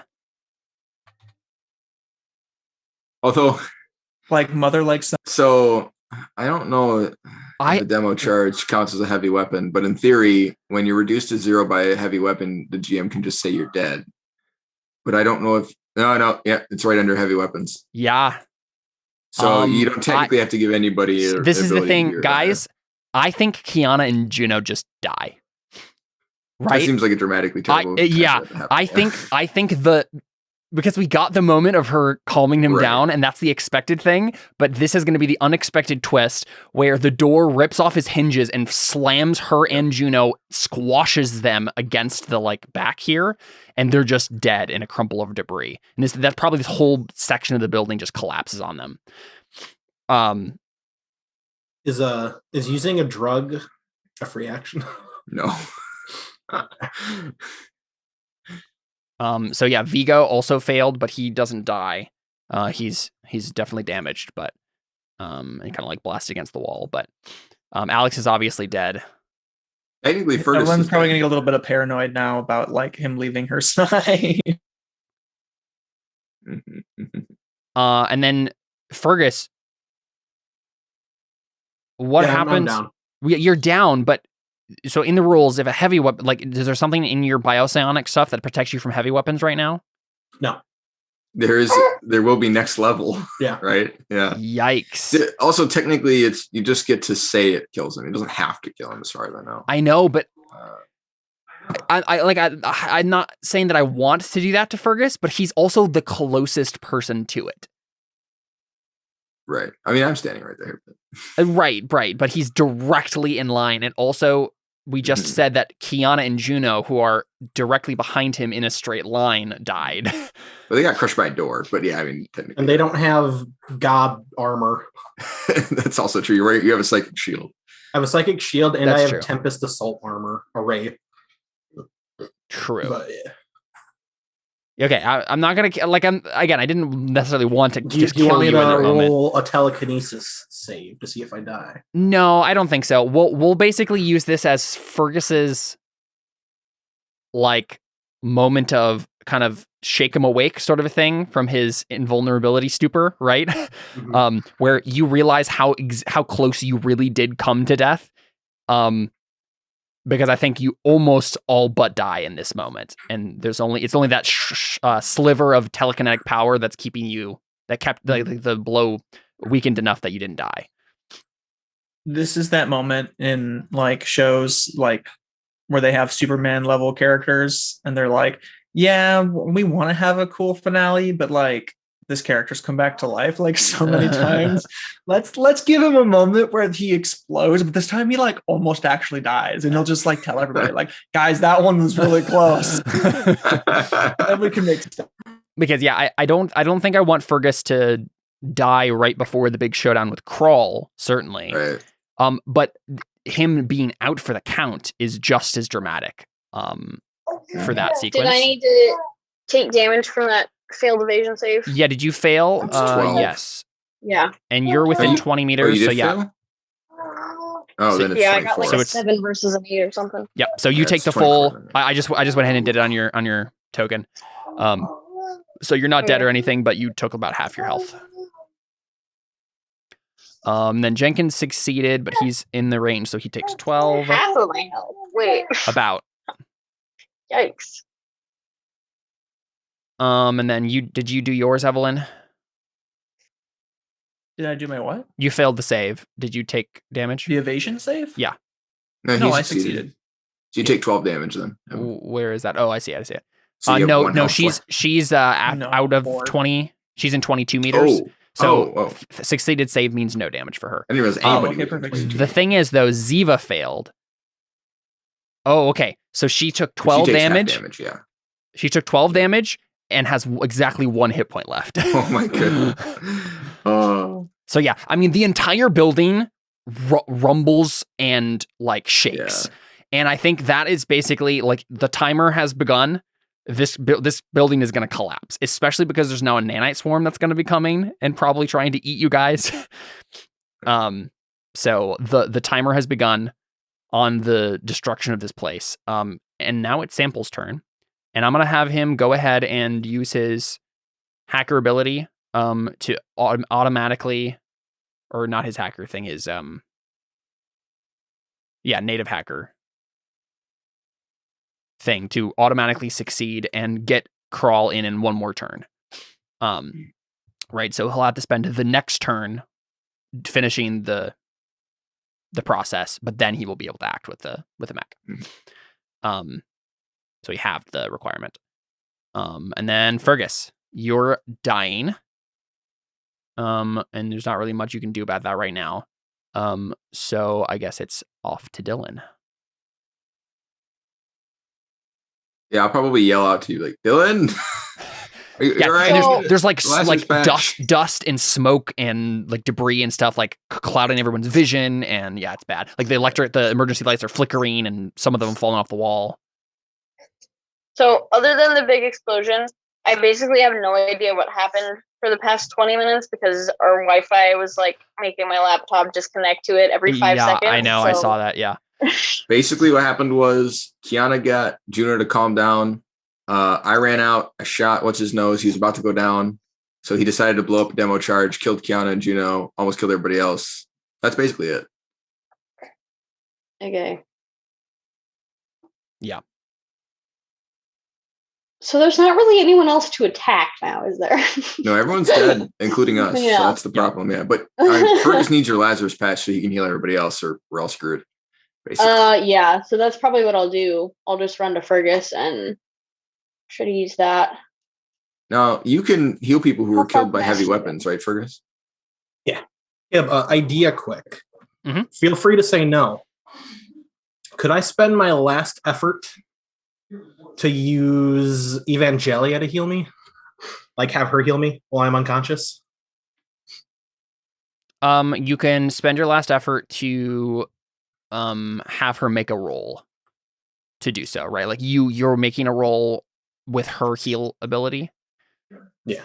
But I guess it would be biopsionics in that case. Yeah. She doesn't have as good as biopsionics as you. So go ahead and take a -2 to the modifier. Well, I mean, it's a technique, not a like. I wouldn't be rolling like this ability here. I wouldn't be rolling that. I guess it didn't show up. But Oh, you're talking about what are you trying to do? I'm still confused. could I spend my fate or my last effort to have her basically cast Psychic Succor? Oh, I see whatever what you're level saying. she has. Yes, that makes sense. Okay. I assume hers is like a 2. Yes. Her that would be 2d6 plus 2 then. So 8. So that way Dylan doesn't have to waste her turn healing me. Sure. Although it is her turn, so. Wait, my turn was before that, so. Oh, okay, gotcha. I was just out of the room. Right. Oh, yeah. Yeah, so I mean, at this point, Dylan, you know that an explosion has rocked the building, and you don't know who's still alive. So you, at the very least, you probably just. Well, I guess in terms of line of sight, you can see that there's nothing left of Alex or Victor, but like a crater. Yeah. Everyone you can see is alive. I don't know if you can see us, and you can see him. He's alive, except for them. They're very dead, obviously. Yeah. I mean, she could take one step down for free, essentially, and see that you're down. Who is this guy? That's Garrett. That's Connor's Vigo. Oh, boyfriend. okay. Yeah. Yeah, I'm trying to decide because, like, narratively, I think what she would do is probably check to make sure everyone in the room is okay first. Yeah, that's fine. But she also like wants to go into the other room to make sure, like, to see who's actually alive. I did announce to you. I think you were gone for this. That Crawl is coming with Connor's mech, with Evelyn's mech. Yeah, he announced that out loud. Yeah. How about that? Over the telekinetic link, which is now also down. Yes, that's true. Okay.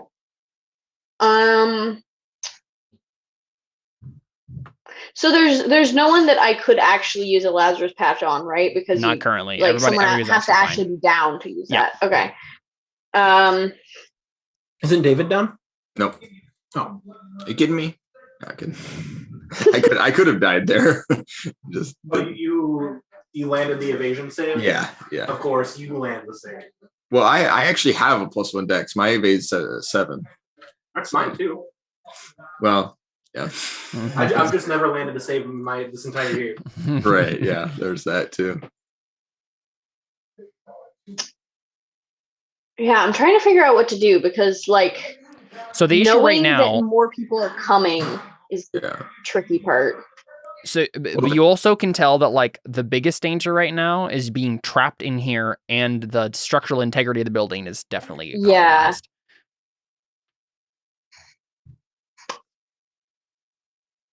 I'm not sure what Dylan does about that, honestly, because she's not usually the person to handle those sorts of problems. But I mean, Ziva has 1 HP, if that helps. I mean, she's on the verge of dying, and it might not be obvious that she's alive.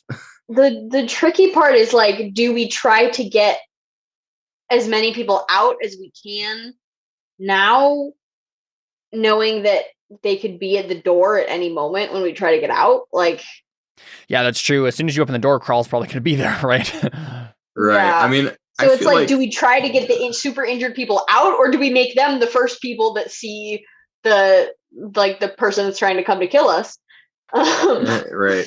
If only we had a precog who could tell us what happens if we open the door.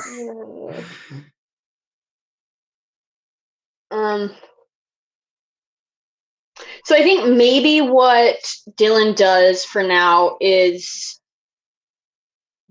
I think she's just going to come over here by the door by Ziva, just to be, like, in a defensive position, to be like, if anyone does come through the door before the rest of the people can get out, and we can have a little bit more cover kind of situation, then I'll just stay here and shoot anything that, or I guess not shoot, slash anything that comes out of the door. Yeah, and Ziva's, like, crushed up against the wall, like, and so she just looks up at you as you come over, and she says, "I'm fine." I might have more. I have a med kit. That's true. You could probably just, like, try to give Ziva hit points or something, right? Isn't there something like that? I'm trying to read what a med kit actually does, but it's all in one very tiny column that I have to scroll down. Lift is a drug that gives people HP over the course of 5 minutes. I think a med kit is just a better version of, like, it's each day of granting long-term care. Yeah, I think it's like a long-term thing. Like, yeah. Okay. Here it is. No, I'm wrong.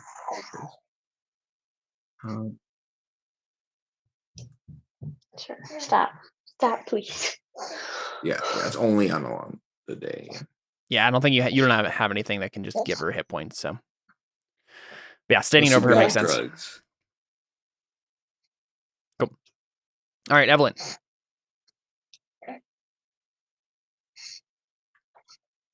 What happens if I open this door? Oh, I get shot by a mech. That's good to know. Thanks. I don't have any effort to spend, so you have brain cells to spend. Just do it. Well, and we did get a transmission from Makoto, right? Yep. And Fergus relayed it to everybody. He said that they're coming. I know that. Yeah. We just don't know if we have enough time to, like, say, go over to a building that's not collapsing. Oh, this one is currently collapsing? Yeah. Yes. A human bomb went off and now things are bad. So okay, I'm gonna make a no roll to figure out if there's any way that we can brace the building to stop it from collapsing. Okay. Yeah, go ahead. No with intelligence. Because I feel like trying to find a different way out is stupid. And well, I mean that's not stupid, but like it would be so far away. This is built into a he's hill. in a mech. Yeah, it's built into a hill. What? Yeah, so like the only way to get out of here is this mouth area. Is there a way out of the caves? Is there no other way? Thank you, Connor. Tell the men and women to make for the mountain pass and barricade the entrance. I think it depends on who drew this. I don't know who drew this. The secret emergency exit. Okay, yeah. Jared definitely drew that. Okay. So say if Caleb drew that, nice then try, we're good. Well, Jared. So what is? I'll ask the players and the GM. Should I make a roll to figure out if there's a way we can brace this, or should I make a roll to find an emergency exit? I mean, I feel like the only answer that will help us not have the building collapse is just Fergus's telekinesis. I don't know that we can fix the building. I can't lift that much. You only have to lift what's above us directly. We just have to sit next to you. I'm kidding. I have no idea. But so maybe a way out's better. I mean, this does have an E on it. This room is collapsed now, but there's currently a corpse and a door probably wedged in that. Yeah, I mean, right, I already said this entire section is like collapsed. So. Right, but we have a telekinetic. So you just move all that crap out of the way. And then... Yes, you could spend 3 turns doing so. Yes, you could do that. That's actually pretty generous. Yeah, that works. So, so here's a question that I might have asked earlier. Why isn't there another shuttle just coming to rescue us? Don't we have a frigate? Have them orbitally bombard this mech. Because you never sent for one. Destroy the Void's Grace. Just blow it up. So can I just ask for help? Can I just be like, hey guys, frickin' SOS? Like, sure. Okay, I'm gonna do that. I'm gonna go over. I'm gonna go over by Garrett over here, or not Garrett, Vigo, and be like, oh my gosh, never leave my side again. And then I'm gonna be like, hey guys, SOS. Says, oh my gosh, and I'm like, make a program roll real quick for me.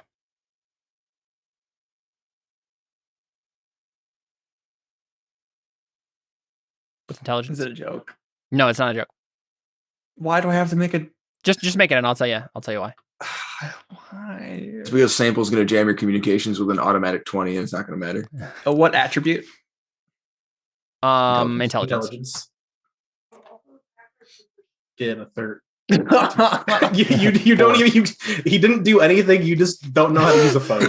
So yeah, I hold it up to my face, but it's upside down.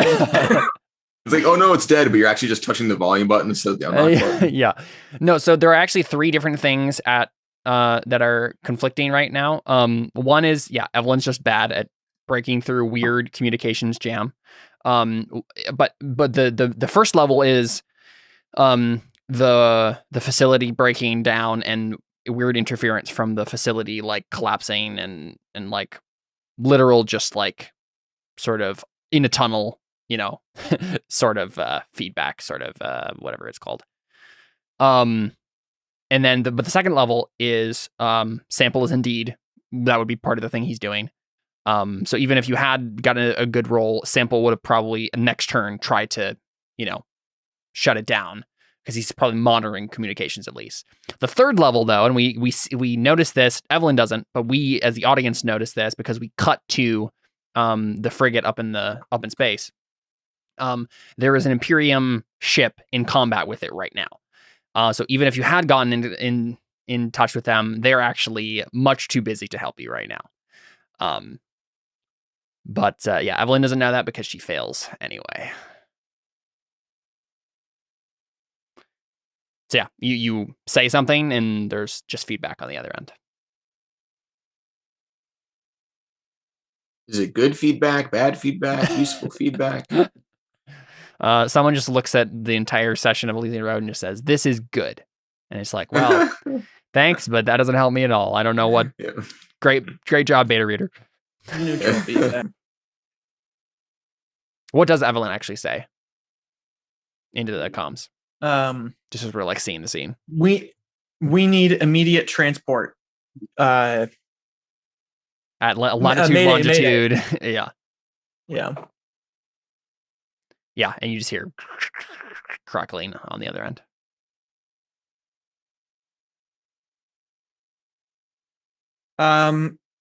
And we know that he wants to kill us, right? He knows that he won't just take me. You don't know that. All right, well then Evelyn's just going to give herself up. Okay.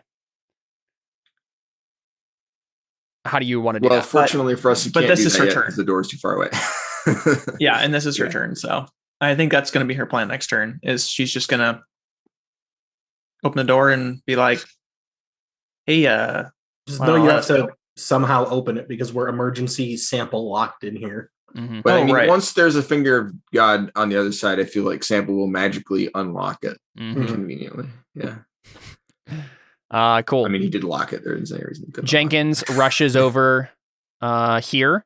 Checks Yell real- Leroy first. checks on Fergus first, He and sees my discarded limbs slowly Right. like forming back together. exactly.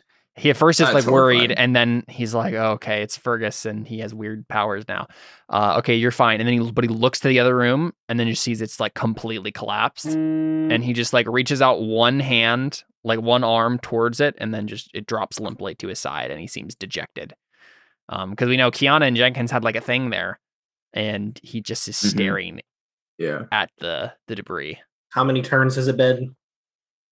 since They died. I can bring them back. it's been 0 turns since they died. Oh yeah, There hasn't even been a full turn that's passed yet. I can bring them back. You Undo have all of the. the heavy weapons. I think you have death to thing? see them, right? I have to touch them. Yeah, I mean they're literally buried under like Yeah. much debris to the point where if you, I think another thing is if you start moving the debris, the whole building's gonna collapse. Yeah, never mind. Take it. It would also be Alright. really bizarre, dramatic, tension-wise, to just be like, "Oh, they're fine." Exactly. And even if I did have the remote healing, they'd still be buried under rubble. Being crushed exactly, to death. yeah. You could say you could get rid of that rebel in 3 turns, but yeah, it sounds like maybe now it's bad. But I mean, 3 turns would they die. Oh, I thought Yeah, that's- with- oh no, yeah, you're with right. the heavy weapon thing, yeah. Yep. And that's pretty much all that Jenkins does Yep. because I don't know if there's anything else he can do. I guess he just looks at you for like you and Ferguson, Ode, and Evelyn and Vigo just in one glance, and then just says, "What do we do?" Ziva is looking up at you, Dylan, because we skipped to her turn, and she's just like giving you a thumbs up, and she's like, "I'm okay, I'm fine." That's Is basically all she does there- too. Rules wise, a way to like set up an ambush. Like so, once he opens the door, we all just unload at the same time. Is that a You thing we can do? could attempt to do that. But you also know it's very obvious that this building's integrity is completely shot, and so waiting might not be your best strategy. Oh, I muted. You might just shoot the building. We all die anyways. So here's On the good offensive news: is what you say. shooting from a prepared firing position gives you a +2. Here's the bad news: it takes a full minute of TL4 or small weapons fire to do like 1 damage to a mech. So not useful. I think, unless it, because that's for That the sounds correct. spaceships. Maybe I think it's counts for vehicles too. But yeah, so I mean, Oh, I have a rocket launch. No. yeah, I think that's I the don't. only. I don't. You know, I used my last Effort. effort Oh. to not die. Telekinetic armory is it also means you can't heal Offline. anybody, doesn't it? No, my normal healing if I'm touching them costs nothing. Oh, you don't have to have effort to do it. You just don't. Yep. Okay, that's nice. ranged healing, the like mass healing thing that Right. he did. Okay. We go to Crawl's turn, and he gets into the mech. We hear Sample on the other end say, Crawl, I'd just like to let you know that a blast has riddled the building, and honestly, I think it might be easier to just point a gun with the Void's Grace, to use the Void's Grace to just collapse it on them. That would be a much more sure death. And Crawl, as he's like getting in, the mech is closing around him. He's like considering it, and I'm gonna make a roll here. I'm gonna make a save for him to decide whether or not he cares more about seeing Evelyn die, or if Or he's the smart thing or to he's do. gonna do the smart thing. Yeah.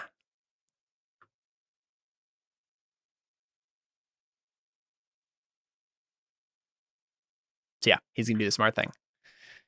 He nods slowly. I taught him well. He's learned his lesson. Yeah. We see him, the struggle on his face, but he eventually nods slowly and he says, it's not worth getting killed over a vendetta. It will end either way. And he just says, Sample, take control of the Void's Grace and bring the mountain down. And Sample says, with pleasure, Crawl. And on Sample's turn, that is what he's going to do. I don't know that we actually have a good weapon for that. We have like a super focused laser and a sandblaster. I don't know that either would do a lot to a mountain. I mean, all he has to do is, the thing is, the building that you are currently in is right on this, is still jutting out from the mountain slightly. I mean, and it takes a turret to start the ship and aim the ship. He's not going to get to do all of that in one turn. No. So the next turn, Sample is going to hack the ship. That's his own. Yeah, he just told him he's going to do. Oh, yeah. And the next turn after that, gun be fired well parked. Oh, okay. So it's going to take. It's going to take 2 turns. On the second turn, I thought you. Okay. No. So I thought you were saying he was able to do all of that in his one turn. On Sample's next turn, he's going to use his auto hack ability as his action to hack the Void's Grace. Gotcha. Yeah. Oh, so then it would take 3 turns. Well, no, I mean, I'm trying to think. We fired the gun while it's parked before. I'm just trying to think through if the Void's Grace actually like up. Is it on the top or is it on the bottom? Or is it on the side? I don't think it matters either way. I don't think there's been any way. There's no reason why the gun couldn't be fired. It would just be needlessly fired at the mountain instead of just the front door because it's like at ground level. Again, all they need to do is hit the building once, and the building will collapse on its own. They don't really need to do any major damage. It's already compromised, and Sample can tell Crawl as much. I'm just trying to think real quick if the Void's Grace even needs to be hacked, because Akoto was on it. Wait, didn't I? Oh, I already said that he hacked it because the ramp opened and Crawl went on. Like, yeah, it was already hacked because Crawl was already like getting into it, and he wouldn't have been able to even get into it unless he'd already hacked it. Mm-hmm. I remember that now. Yeah. So it's literally just next turn he's just going to point the gun and fire. Well, none of us go before his next turn other than Ode. Yeah, just Ode. Till has a chance though. He's handcuffed on the other side of the ship. It's true. Yeah, I mean that's the situation. I that's how it would be. I'll make the roll, right? He still has to hit, like, do some sort of successful hit. The broadside of a bomb. Yeah. What's his shoot? No wonder. Robin anger is just going to continue. Oh yeah. Oh, Tamara just asked, "Can you save me?" to him, and and then the blast ripped through everything.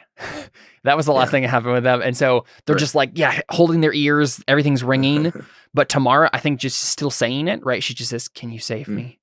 Can you save me?" And has gotten onto her knees, right? Just kind of like maybe by the force of the blast, just kind of like fallen to her knees.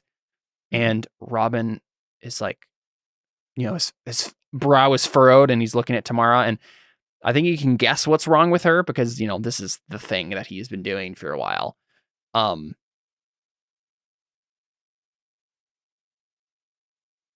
going to make a roll. This isn't obviously like Robin suddenly just managed to totally heal her in one thing, but there's like something that could go wrong here. I think Robin obviously has some method of controlling it normally. Have we discussed what that is yet? I don't think so. I think it's just been like a vague hint. No, I think she just has to it's like a willpower thing as far as I know. She's just been what I mean is like Robin, from Robin's angle. What method has he found to control advanced MES, right? Yeah. We know that pills are normally the thing that happens to control normal MES. David, we've been talking about this. Do you have an idea for like what he's been doing behind the scenes here? Well, my own idea was that he was just trying to cure them entirely. So I don't think he has a way of like you now have super psychic powers. I think he was just like, you don't have psychic powers at all, so now you don't die, right?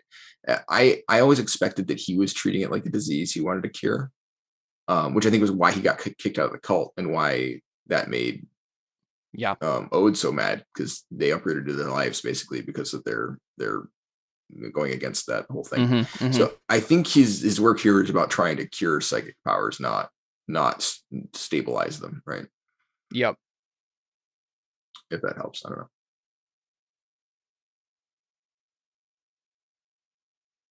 I mean, he might need a temporary means of stabilizing to do that. And maybe he's found a way to like reduce the concentration or something, like weaken powers or something like that. Okay, so what he does is he reaches out and just grabs her hand. And Tamara is going to make a save. And she succeeds it. Nice. Wow, I was not expecting that. She has a very bad save. Yeah. Everyone succeeds saves but me.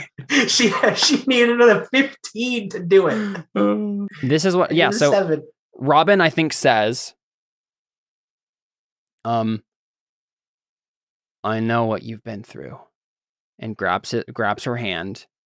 And then we see a wave kind of go across Robin's skin, like on his arm, and then to his hand, and then over to her hand. And it's like a bunch of black beads are coming out of her skin as a bunch of white beads are coming out of his pores and pouring over to her, like kind of transferring bodies. And as we see the black beads be overwhelmed by the white beads, and slowly, like, this wave just like goes across her and envelops her. And his eyes widen and he says, "It worked. It finally worked." And then we cut over to Vigo's turn. Nice. Vigo says, "We need to get out of here now. This building is going down. Fergus, telekinesis is probably going to be what we need." Yeah, I realize you're not on the psychic wavelength, but there's like a mech out there. Also, our ship. Oh, he would have heard that. Fergus said it out loud. Or did he? I think so. Said it over the psychic wavelength. Actually, if he said it out loud, then Dylan might not have heard it because she was in the other room. I mean, both, I guess. He was right next to me. Yeah. But I can only lift like almost a ton, not a whole mountain. Well, we're at the edge of the mountain, so as long as you shoot the building and not the mountain. Yeah. Do you say that, Fergus? You say as much. Okay. Well, I'm gonna figure out exactly how much I can lift first, because at 4th level it's a ton. 800 kilograms, which is almost a ton. Do you say that in character then? Yeah. I can't lift the whole mountain. No, you don't need to lift the whole mountain. And he just kind of gestures with his head. You just need to blow off that door. Telekinetic ram by chance. My turn. I think he's gonna get to act before I can. Well, barring that you don't say, because you don't know that, what would? Okay. Well, okay. How much can I move in a foot or in a turn? 10 meters. 10 meters. So 5 squares. Yeah, it doesn't matter. We wouldn't be able to touch a thing to psychically shoot it. Well, no. To blow the door, it doesn't matter if we blow the door off if it takes us 3 turns to get there. Oh, to get out, yeah. Oh, to get out, right? Yeah. Okay. David, you'll have a better chance if you blow up the door now, though. I have an idea. David, how many times can you activate your super speed thing?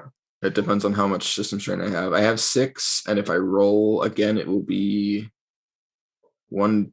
Oh, I think I rolled a D6 last time. Whatever. It'll be a D4 plus 2. So reach into my backpack and grab this thing that I definitely remembered I have. It's a micro purgator stim. Micro purgator stim. It removes 1d4 of accrued system strain. Oh, whoa! It's pretty dope. Except that I'm using it probably takes an action. Right. I mean, I wouldn't. Well, you just use your action, Fergus. Oh no, you can't. You can't move right now, right? Yeah. Yeah. Also, digging it out of your bag is an action. Yeah. So it would take me probably 2 actions to use it, and then we would die anyway. Yeah. Okay. Good plan though, but yeah, unfortunately, I think. Well, activate it, then use it, and then use it a bunch. It gets the modifier goes up every time I use it. So it could knock me out theoretically in one time. No. So I think at the very least, like Vigo just says, like, that's what we need. We need you to blow the door off. And then in the meantime, he's just going to take a few steps out into the room, and I guess actually he has a melee weapon, so I guess he just moves further. He's just going to get right up to the door, so that if it opens up, he's going to be there with a melee weapon because he has a vibro sword. That's his main thing. All right. So, good question. How can we how buried in the mountain is this portion of can you see the top of the building? But it's just built into the mountain, or is totally covered. Everything. How buried is this? Everything past this, right? That's how you do that. But so you see the rock portion here. So it's here. That is actually inside the rock at that point. And there's not really any piece of it it's just there's basically a vertical rock wall here. Right. Yeah, there's no way I could lift enough to keep even the three of us who are right next to each other alive. I highly doubt it. I mean, maybe a luck save just for the three of us living would make sense. Okay. Then I feel like we kind of have to. Yeah. All right. I give you a detailed plan in the 6 seconds we have. Yeah. You can literally just. Yeah, you can use the PCI language, but it'll actually work. Yeah, I can think it into your brain. Yeah. I need you to grab one of every single stim I have. Just grab it like a giant handful of the stims in my bag. Okay. Do the micropurgator stim on yourself, and then inject the rest into me. But are they just a bunch of random things? A bunch of random things that will make us live. How so? One of them gives me 2 extra effort. One gives me a +1 bonus on all skill checks, and the other one gives me 10 hit points, temporary hit points, and +2 bonus to all rolls. So do you get these bonkers drugs from? Dude, when we went on that spending spree, I just bought a handful of every single kind of drug. Don't drugs ruin your system strain? Yeah. But one of them makes the system strain go down 1d4. And I only have 4. But you want me to use that one, so yeah, I have multiples. Okay, I'm just looking to see what kind of action it is to take drugs, because it might make more sense. I'd assume it's a movement. I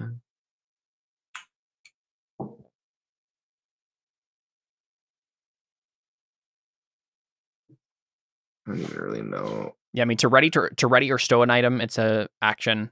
To pick up an item, it's a move action. To use an item, I assume it's an action. So he's picking up the items and then using them. Using a skill takes a main action, so I'm guessing probably. Mm-hmm.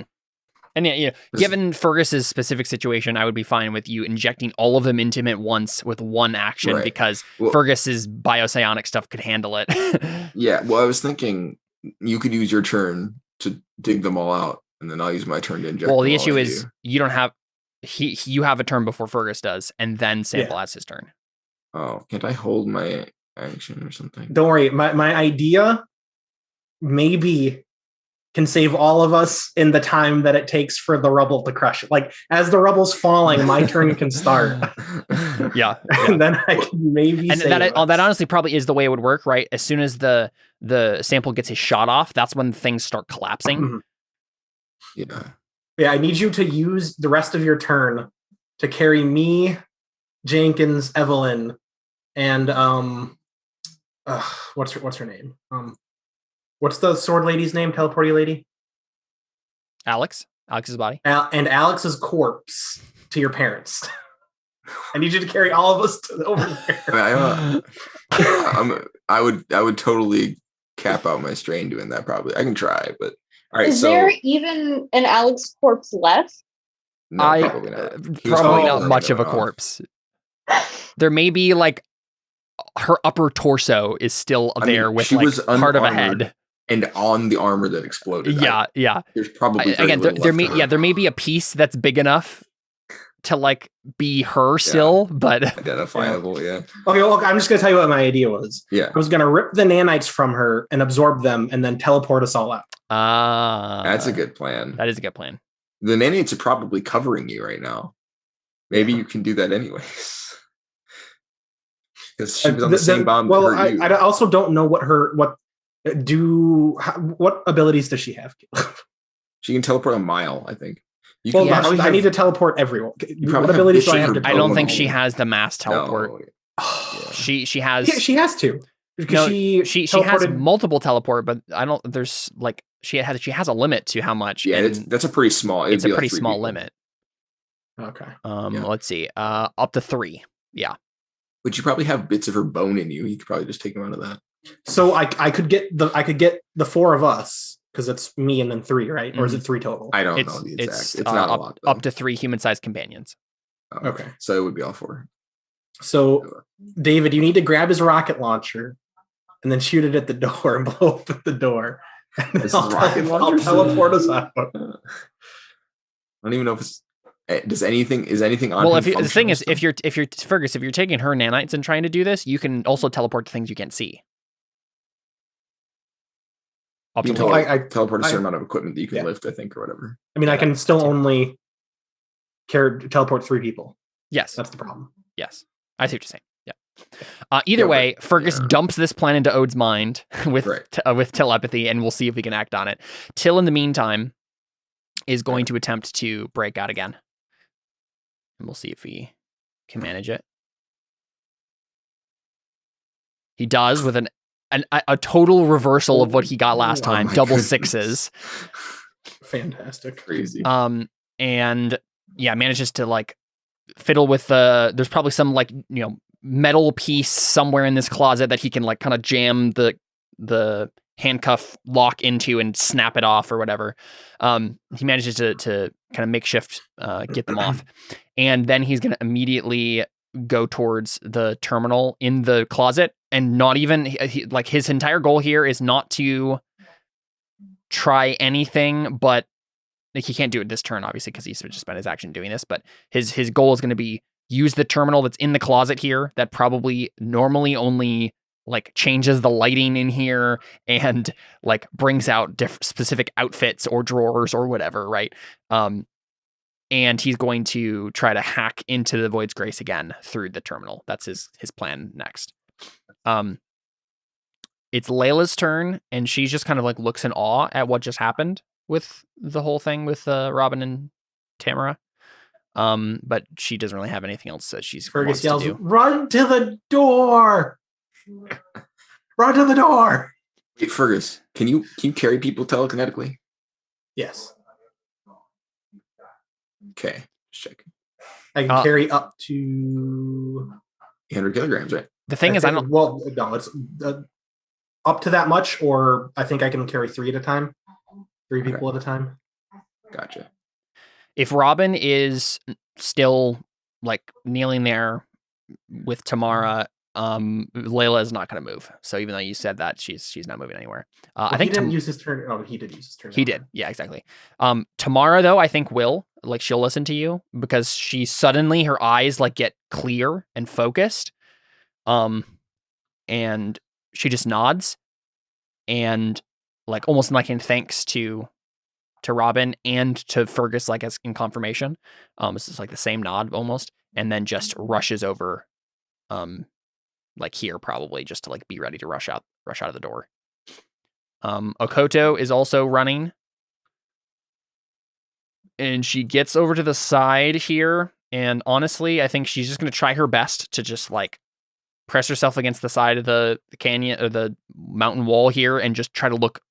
Basically, she's going to make a sneak roll to just not be noticed by the cloud that is very quickly descending upon the valley here. And with a 7, not super great. I'm going to roll a 2d6 for the nanite clouds like notice. and they succeed. Why would they go after her, a non-telekinetic, when all of this telekinetic nonsense is happening? That is true. I don't think Akoto knows that, and at the very least, the nanite swarm notices her. Yeah. Yeah, at the very least, if she's very high on the priority list. If they kill everything else, they're coming for her next because they do know she's there, I think is the idea. And we'll just go ahead real quick and throw the nanite swarm in the turn order just at the very end of it. David, what is it that allows you to do that? The hyper speed thing. My gun. I have 2 of those. Give me your gun. Give me your gun. No way. Yeah. But Jared, how much strain do you have to dispose with? I have 4 left I can use, but he's also going to inject me with one that gives me minus 1d4. I mean, there's only all of these things take actions, and I don't have enough system strain to do them all. Yeah. So we see the nanite swarm starting to descend into the valley. The next time it gets down to them, they'll be able to do something. Now it's at the top of the turn order. Ode, you have an action, a turn that you can do before Sample shoots the mountain. All right. So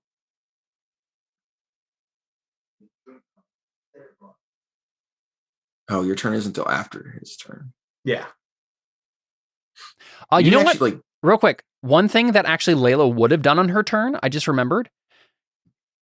So after she is just shaking off the situation that she just saw, she would call over to you, Fergus, because you're the one who just gave the orders, and she just says, "There are still doctors further into the facility." Oh, they're dead. Sorry. Yeah, just wanted to give you guys that information. Yeah. Well, there's physically nothing we can do. It's going to be lucky if we get here. So you didn't actually use an action on your turn, did you, Jared? My action was healing myself. Oh. On my last. Your turn's next. Okay, my turn is after Sample. Right. In the moments that the mountain is coming down is when I will be taking my turn. Okay. Trying to think if I can survive this. So if I use my action to take all your drugs out, then do my super thing, and then jam them in. Well, picking up an item would be would be part of your. No, but they're in your bag. I have to dig them out. That's an action. It's its own thing. As a my bag is on the ground. Right. Yeah, I know.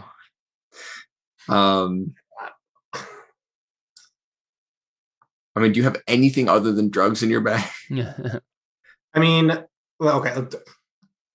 I have a ton of stuff in my inventory sheet, but there's no way any of it, all of this could fit.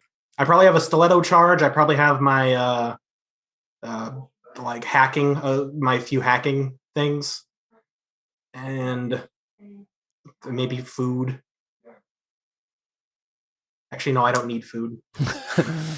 Yeah, never mind. I don't have food. So that and just a bajillion stims. Yeah. They're all organized, though, conveniently. I don't think I can do enough actions to stab you with all of those. Get them all in your hands like this and just go. Yeah. So honestly, David, I will allow you. I know it will take 3 actions to do what Fergus has described there, which is dig into it, take them out, and stab them. And then I also have to. Oh, it'll take 3 even to stab them all. I'd assume. Yeah. Yeah. Okay, yeah. So I think you can stab all of them into him. Right. In a moment of panic, but it will still take 3 separate actions to get to that point. And if you need to, you can use one action to stab yourself with the one that gets rid of 1d4 system strain. Yeah, but every time I do this, the static number increases. It'll very quickly get to a point where it doesn't matter what I roll. So I think instead what I'm gonna do, because I don't have enough strength for any of that. Yeah. I'm gonna pick you up. Wait, that takes an action, doesn't it? We just decided. No, it's a move action. Oh, right, okay. So you could spend your main action moving. We haven't been playing like that yet. The rule's not established. Yeah, he said from now on. I said from now on. So I'll pick you up, and then I'll use my actual action to go here. Meters, yeah. Now, can I Can I hand him my gun while I'm moving? Is there any reason I wouldn't be able to do that? That's my other gun? Yeah, that's okay. So yeah, I'll hand you my other shotgun so you can do the thing now if you need to. We can try and spread this out a little. I don't know if moving me helps me though, because I'm further away from the nanites that I need to absorb. Oh, you're still going to try and do that? I didn't think that was going to work. I thought we were just trying to get out. My thought was you could just telekinetically grab these people and pull them out to the door, and then everyone else can just run. They don't get a turn before the building falls, though. Well, he's going to shoot the building. I'm assuming it'll take time for the building to fall. Yeah, what I'm going to do, I'm going to roll a certain super tiny laser. I'm going to roll for a certain amount of rounds, and then like that will be how long it takes for the building to collapse. And during that, everyone will have to make an evasion save every round to not be crushed by falling debris. There. That's what I'll do. So that's what I'm thinking. And is there any chance my gun can damage this door?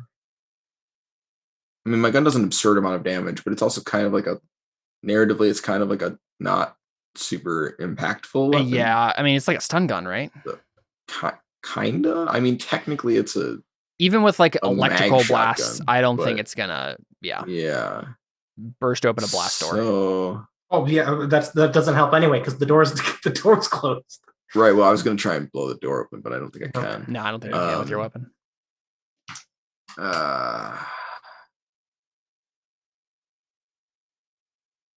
So I mean, I guess I'll use I'm carrying you, so I can't really grab your stuff. I guess that's the end of it. I don't think I can do anything else reasonably, unless you just don't want me to carry you. How much strain do you have? I have 6 more that I can take, but I can get 6 from a roll now. So, maybe getting them out for him. I don't know. And just dump the bag on the ground. How long does that take? I mean, that might make it harder because they're neatly organized instead of. Well, we weren't gonna do them in any order. Well, I need all of them to do what I'm gonna do. Right. All right. So maybe I just shouldn't pick you up then. Is that? Because I was thinking you could telekinetically move them, but I don't think we can. We just kind of need to figure something out so it doesn't drag too long. Yeah. I mean, all right. You know what? Forget it. I'll just. Oops, that's the wrong one. I'll just do what you were saying. Just because. But okay, if I teleport Evelyn, I don't know. Yeah, it's honestly a pretty tough situation. But now you were saying it would only take 3 runs, but I think it would take 2, right? Because it's 1 action to take them out and then 1 action to use them, right? So it's 1 action to ready an item, but that's something that you already have out of a bag, or on a holster or something, right? Like, but you wouldn't have to ready a drug. You just pick it up and stab them, right? Okay, yeah. If you just dump the bag out on the ground, pick up all the needles at once, and then jam them into Fergus, that's 2 rounds. That's 2 actions. Okay, that makes literally no sense because you're taking an action to dump it and then pick them all up individually instead of just reaching in and then just grabbing a handful. Well, it's mechanically it's the same thing. I mean, so this is the thing, Fergus. Having them organized, I assume, means you have them in like separate little slots. You can't organize them in one bundle. That's not organization, right? So it makes more sense to dump them out because otherwise you will literally have to take them out individually. As opposed to if you dump them on the ground, you can just grab them as a big handful. All right, so I use my action to dump them out. Then I will do 1d4 plus 2 here. 2. 4. I was worried there. I was very worried. Me too. Yeah. 4. That's 10 out of 12. Not one. I can't tell you. Oh, that's a weird way to do it. All right. And then I will just jab them all into you. In that time, do I have time to grab one of the non-strain ones and the strain reducing ones and stab it into myself instead? It's a move action to pick up an item. So you could keep one in your hand, but I don't think you can stab yourself again. Okay. That's unless, until another turn. I also can't lie. Can't lie either. That's another one of the drugs I have. Yeah, so we see Fergus just like suddenly get all these drugs at once. And like his biopsionic stuff is like making it possible for him to not just die instantly by some like cardiac arrest in this moment, but it's still very adversely affecting Fergus's body. Right. 1 strain. So I need to figure this out real quick.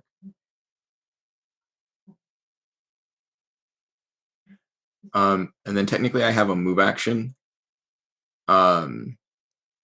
left because of that. So I'm gonna tell Jenkins to pick Fergus up, and I'm gonna go over here. I mean, it's a move action to pick something. Can I move 1 square and pick up Effluent? Or can I pick her up from over here? I mean, I think so. You haven't used any move actions. You have 2 move actions. No, but it's a whole. Well, no, because I used my main action to. So I used my main action to dump out, and then used the move action to pick them up. Yep. I used a main action to stab them. So now I have 1 move action. But it takes a move action to pick someone up. But I need to move 1 square to get to her. Yeah, I'll give it to you. It's fine. Thank you. All right. So that's you did my turn. Sorry. Cool. Yep. Sorry that took like. No. That's fine. We have a clear plan now. So, awesome. So Sample is going to go ahead and just aim the Void's Grace weapon. So we just see all of these things happening at once, right? Like Ode is stabbing Fergus. Akoto's like watching the nanite swarm like descend upon the valley. And then we see the Void's Grace just aim its weapons and just like blast to the ship. And for dramatic purposes, this is just like Sample unloading any weapon that the Void's Grace has just onto the mountain as much as he can. We don't actually have any good weapons though. I mean, even like a focused laser and a sand thrower firing is going to be enough to at least start the process of this coming down. Yeah. And that's all he really wants to do. Right. So I'm going to do this. I'm going to roll a d4. That's going to be how many rounds you have before the thing collapses entirely. Every round that it is collapsing, everyone will have to make on their turn an evasion save to not get hit by debris that will do a certain amount of damage. You have 2 rounds. So basically the second time it gets to Sample's turn, that's how long you have. Yeah. To escape before the building like falls? Before it completely collapses. Okay. How much HP do you get back? 10? I get 10 temporary hit points. Okay. So. And then Fergus is you. As you feel all of the drugs coursing through your veins at once.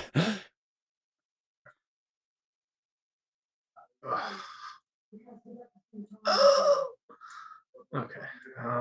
First, probably shoot the door with your rocket launcher. You have effort now, right? Yeah. Because I don't know if absorbing her nanites is going to work for teleporting. Yeah. And because the other problem is if you fail anything along the way, you're just going to like go into a coma and then we're really screwed. So I feel like that might be too risky. I think it might be better to trying weird psychic things is probably now is not the time for that. I'm gonna have to do that once we get outside. Yeah. Okay. Rocket launcher at the door. Sounds good.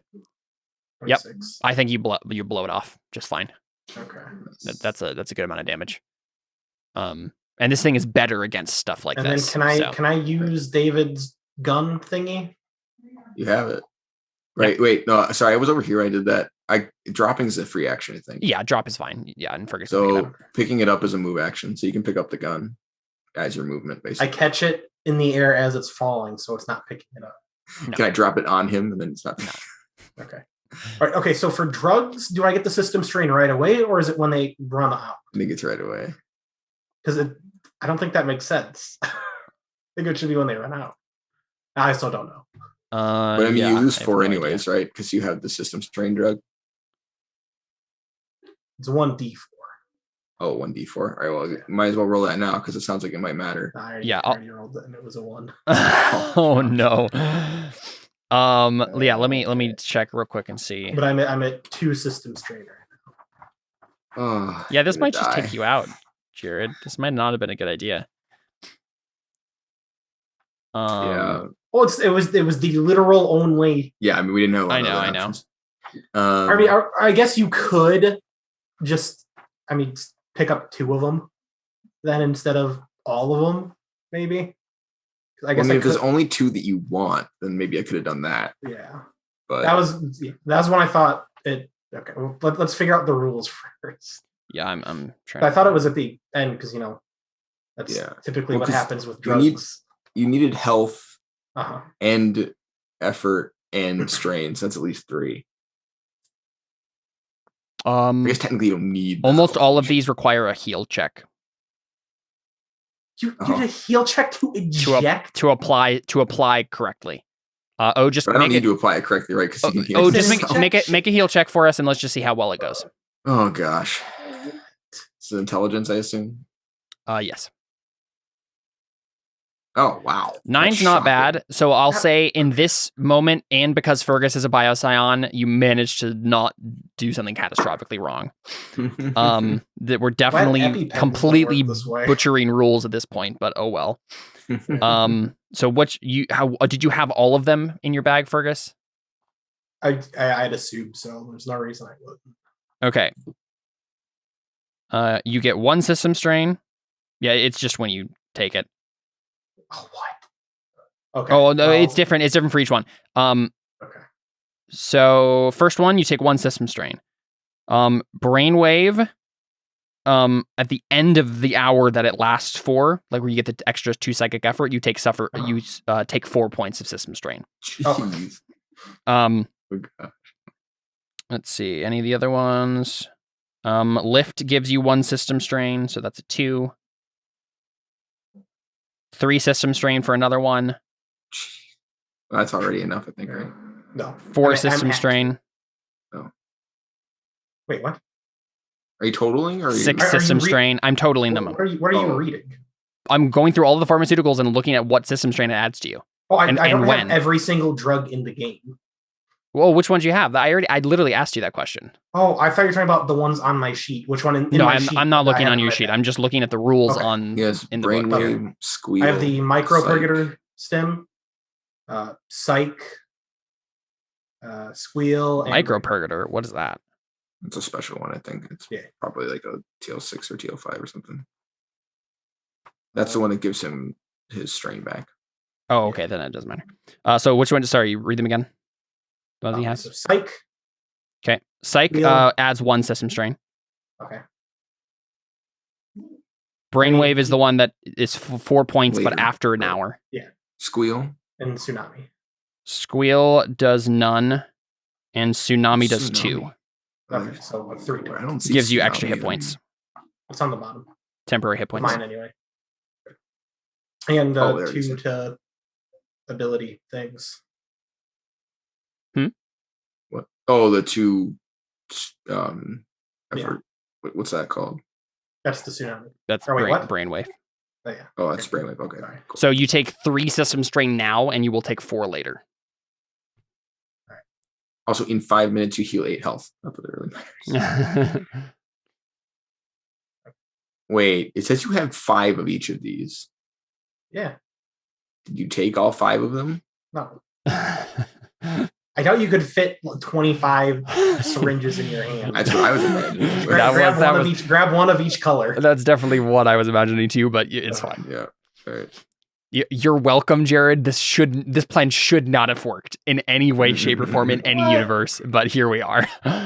It all lines. It already kind of happened, so whatever. Also, he let me hold on to one of your micropurgators, so decrease 2 of those instead of 1. Oh, okay. All right, so what are you doing on your actual turn, Fergus? So, well, I blew up the door already. Oh, that's what you did, right? So, what does activating your gun do, David? You get a whole nother turn and you roll 1d4 plus 1 strain and then plus 2. I don't think I should do that. No, you shouldn't. Can I stab myself with another? You'd have to take it out of your bag. Psych. You'd have to ready it in your bag and then. Oh, it's on the yourself. ground. Oh, I did dump the whole bag out. That's true. You pick it up as a quick action, right? Or pick it up as a move action. So instead of picking up my gun, in which case I probably wouldn't. I mean, but again, yeah, the way this works, Fergus would have to use the gun before he could have the action to use the stim. So that's doesn't make any sense. Should I risk it, David? No. You really shouldn't. You'd have a 50-50 chance to go. Or wait, no. How much strain do you have? You have 3 you could take. Yeah, I wouldn't risk it. So the clump of people by the door over here kind of like go back away from the door as Fergus levels his finger gun at it, and it just blasts off its hinges, flies into the air. You feel the building shudder.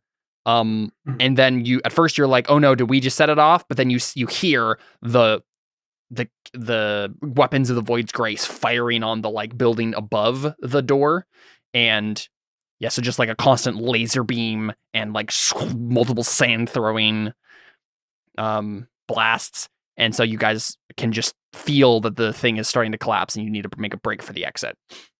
Wait, if you do, can you move more than 10 if you use both of your? Yeah, you can move your main action and your move action if you want. That was just, all of this was worthless. This is all pointless. Why? Because we can move 40 in 2 turns then. No, you can move 20. No, in 2 turns, he said. Yeah, in 2 turns, yeah. But you had to use your action to shoot the door too. So. Yeah. Well, yeah, no, I could have shot for my action, then move 10, and then I can move 20 next turn. God, that was a waste of time. Why? I'm confused as to why it was a waste of time.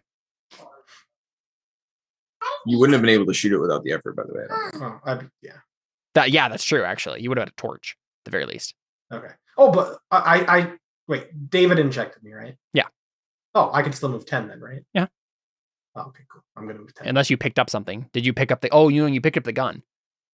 Oh, I didn't because I can't use it. Okay. Yeah. That's fine then. Yeah, so you can still move 10 if you'd like. Yay. And then go ahead and make an evasion save for me because the building is starting to collapse. Oh, I'm just gonna die here anyway. Yep. Yeah, so failed to save. I'm trying to think. Let me see if the book has any guidelines for this sort of thing, how much damage it should do. I guess we can probably choose a gun as the basis. I'll roll.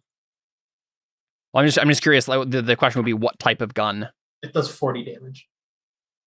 Anyone have an idea of how much damage should falling debris from this building do?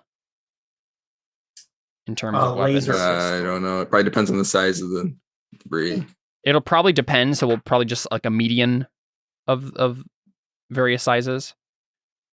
I would just do like a 1 with a high.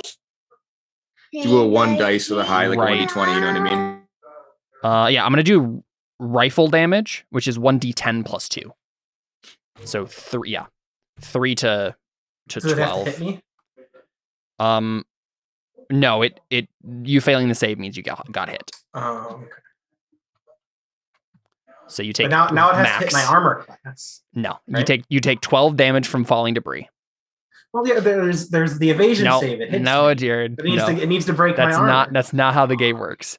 You make a save if something is going to automatically hit you. You do roll an attack. Yeah. So Fergus does this, right? He blows the door off and then like strides triumphantly towards the door, and then suddenly a giant rock falls on him, and probably for a moment we just think he died, and then he just like and like is re-knitting himself like a little bit, right? And just like pushing it aside. The camera pans and you realize it only hit his foot. Yeah. All right, Evelyn, it's you. And basically, I'm carrying you, but if you want, I can have not done that. It seems like everybody's just rushing towards the door.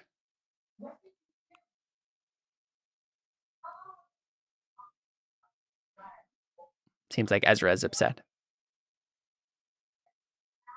Honestly, I don't know why I did that, because it actually makes your turn what's next, so it makes more sense for you to run.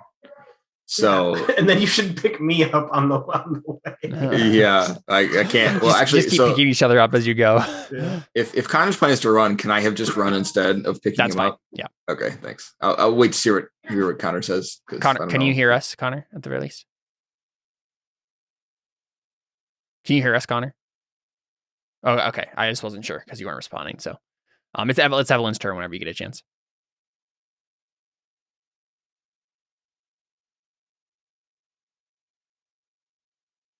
Of course, it's my turn.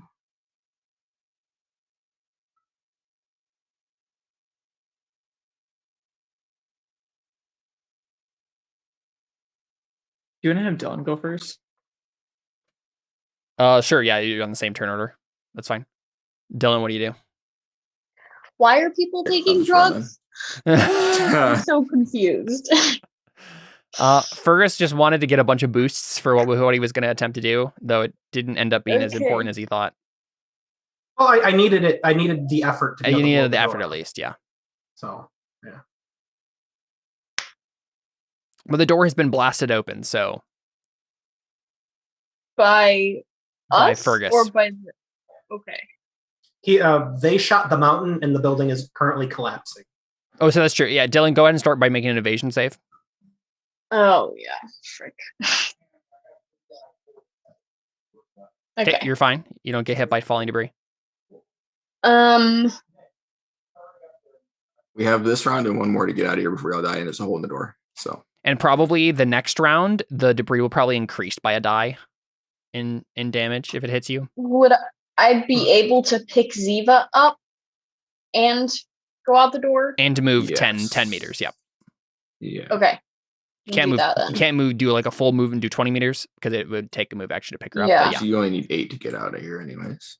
So you can move like right here with Ziva in tow. Yeah. Cool. Yeah, you see the Void's Grace firing at the mountain that the building is built into. The ramp is still open, I think, though, because he was planning on like walking off of it. So, but yeah, you just see this situation. The Void's Grace is trying to kill you. Oh, sorry. I'll wait till my turn.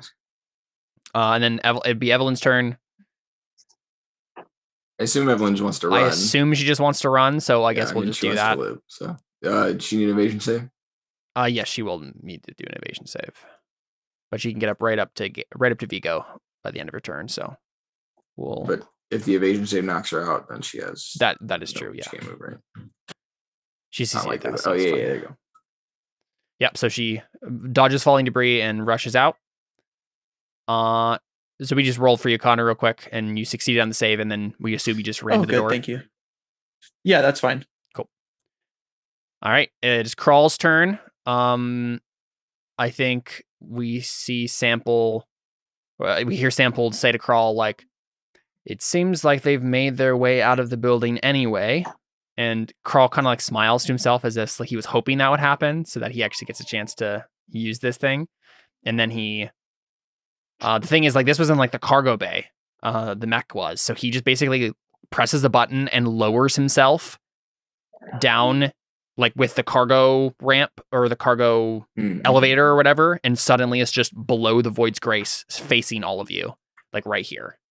So, I mean, assume that the ramp is between the cargo elevator and so us, the right? ramp is, I think, like over here, like on this end of the ship.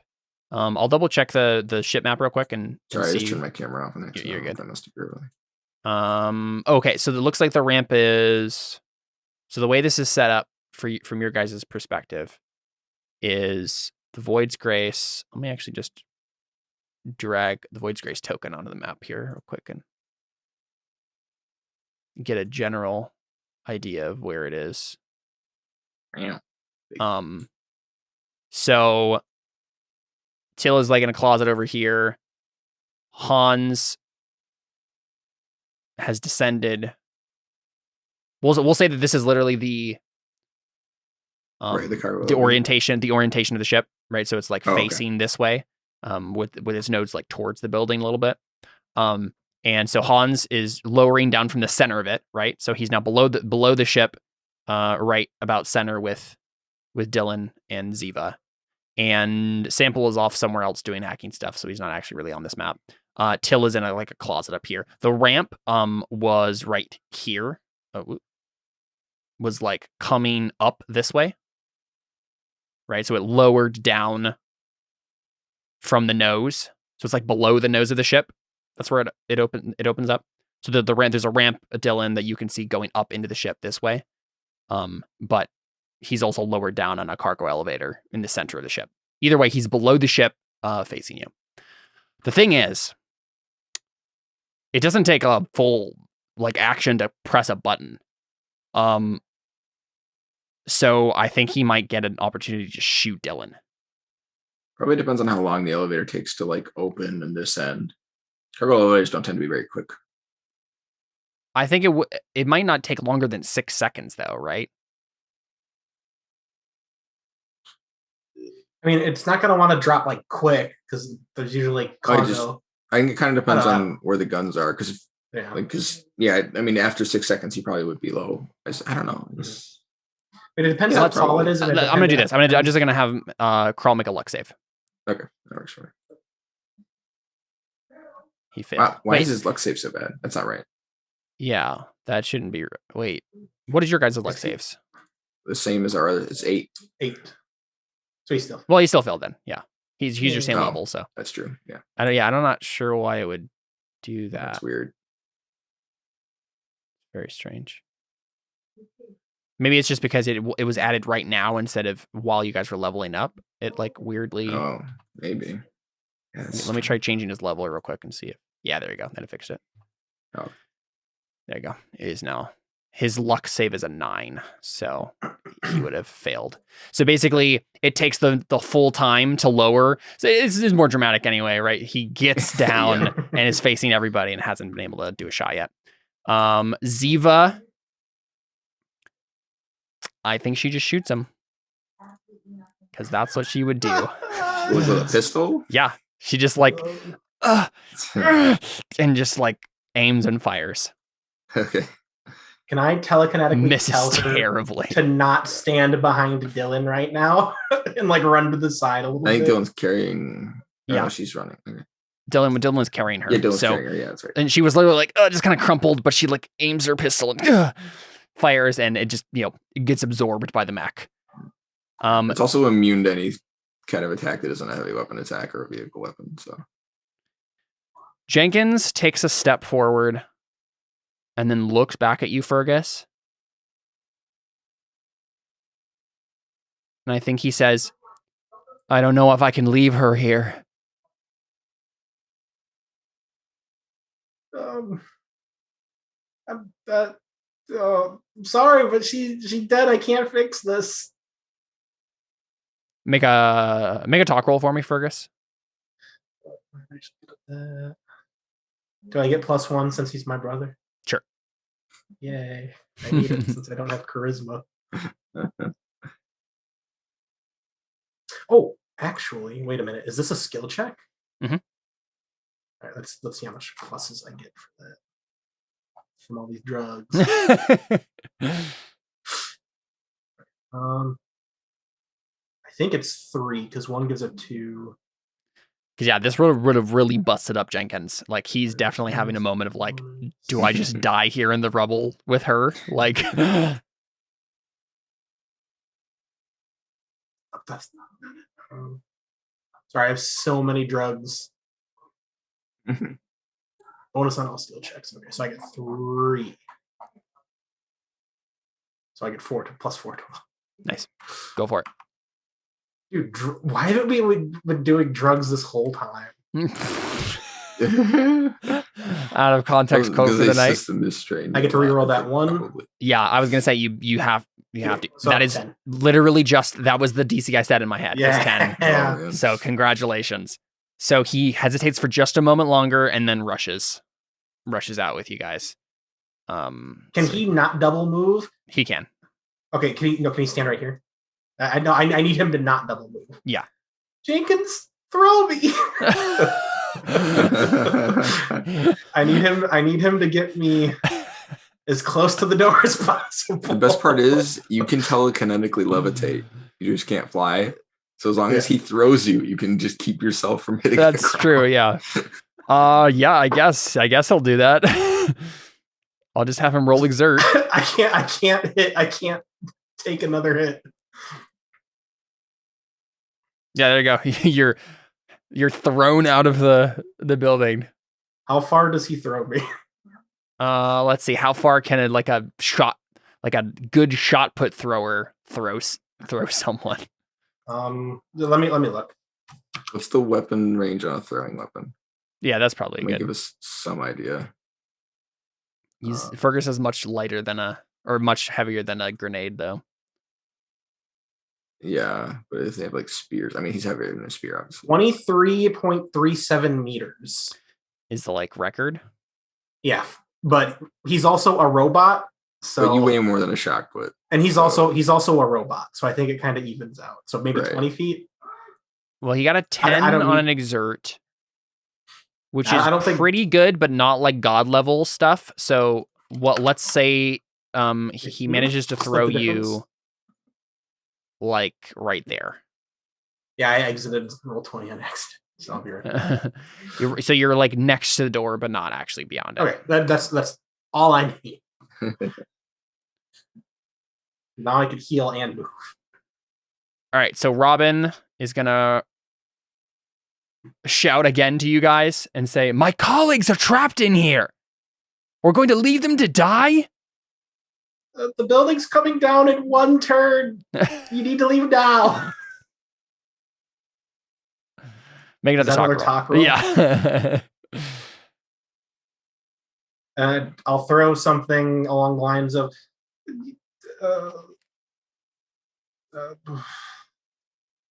what's the way to say it? I think you should value the life of your son more. Go ahead and make it. Is that a extra +1? Sure. Yeah.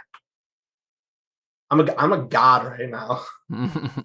Let's go a 9. I can reroll the 1. That was really bad. Yeah, go ahead and roll that again. 6. There you go. Much better. Yeah. So he goes ahead and uses his full movement to move beyond.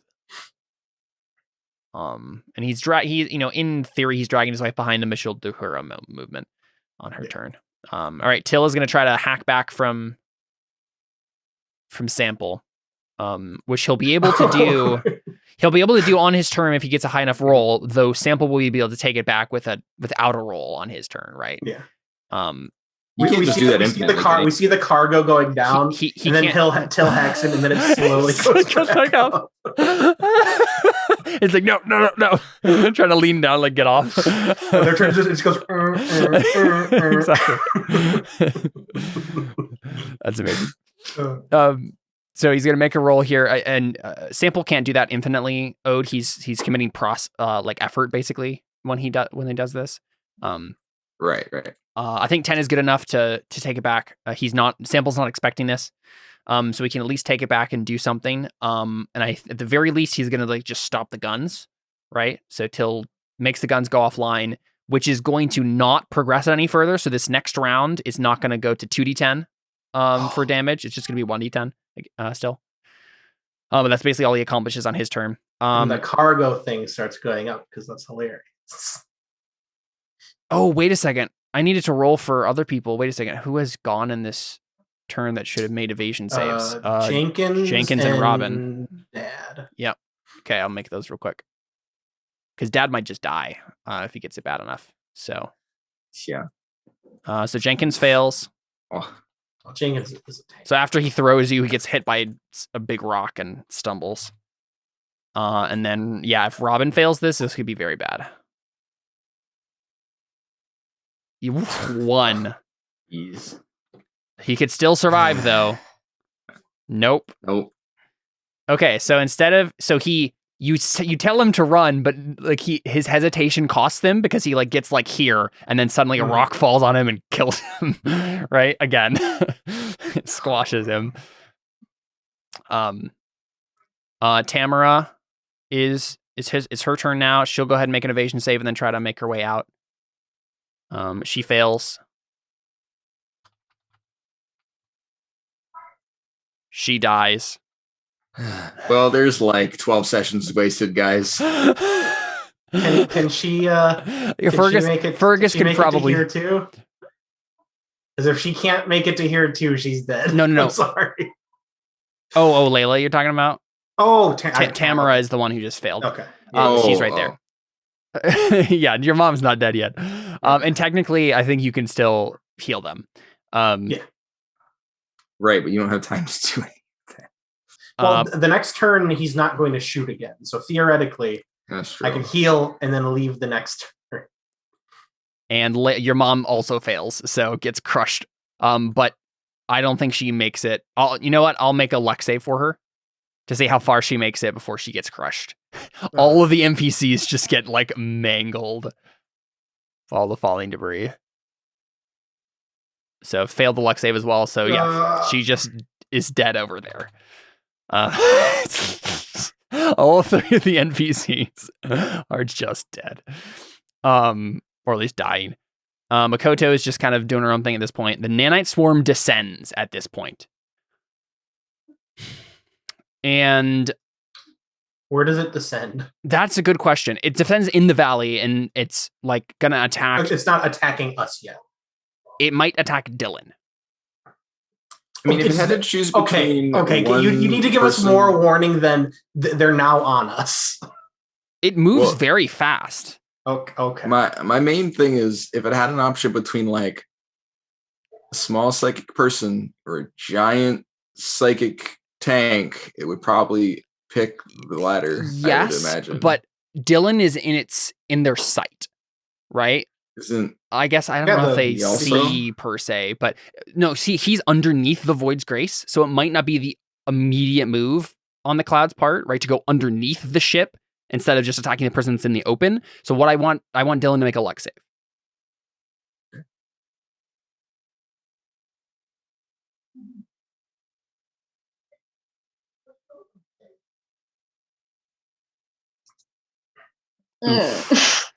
That's bad. Okay. Dylan, nanite swarm descends upon you. Does that mean it kills Ziva too? She's holding her. I'm trying to decide what it does. Do I have the chance to at least like push Ziva away from me? So I'm trying to decide what it does. Right? So we know this nanite swarm is similar. Can you negate damage for one turn with your warrior ability? She can. That's true. She doesn't have that. I don't think. No, Dylan's a full warrior. Right. Yeah. I think you should use that this turn so you don't die or have something Yeah, at the very least that you can do that to stop what's going to happen. But real quick, I'm just trying to think like the nanite swarm. This is probably similar to the nanite swarm that was in space. That was like the Rick Astley stuff because it's like, psychic defense system. It's not the stuff that eats spaceships, right? But it's probably. I mean, it eats psychics, right? Probably, right? Because that's what we've basically been going with so far. Yeah. It targets psychic anomalies. So yeah, I mean, it's gonna attack you, I guess. Let me see if there's like a character sheet I can use to simulate this.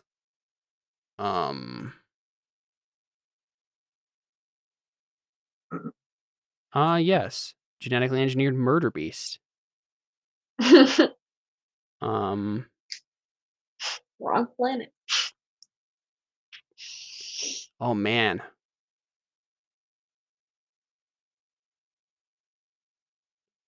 Gets 4 attacks.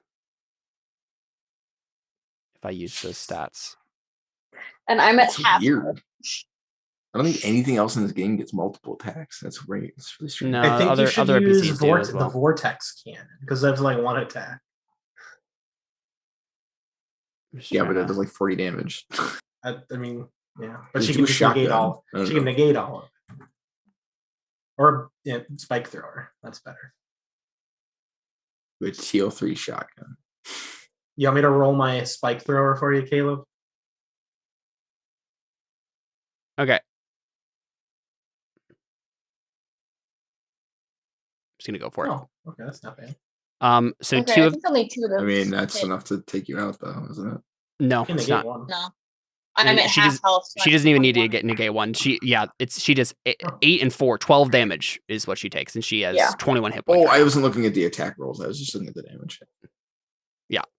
So 2 of them missed. So, So I'm at 9 health. Yeah, it's swarming around you, trying to eat you, and you can feel, Dylan, that like you can feel you never felt this feeling before, but you somehow instinctively know what's happening. It's like your own nanites are trying to eat your nanites, right? So your pores feel like it feels like your body's being stretched and opened, like a weird, like horrifying body horror way, right? Yeah, and like it's like not enough butter over too much bread. And yeah, it's like they're trying to like consume your nanites. Yeah, that's their turn. Ziva's not affected, I don't think, because Ziva's not a psychic. Yeah. It probably can kill non-psychics, but the thing it's doing right now is just to try to eat Dylan's nanites. Yeah. All right. Oh, boy. Ode. First off, make an evasion save.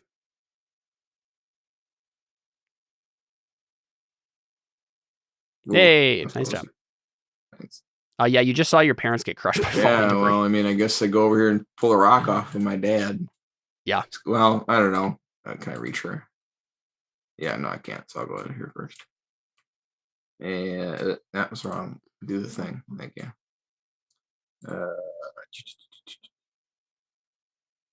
Oh, that's. I was like, why do we have -1 strength? Wrong character sheet. Okay.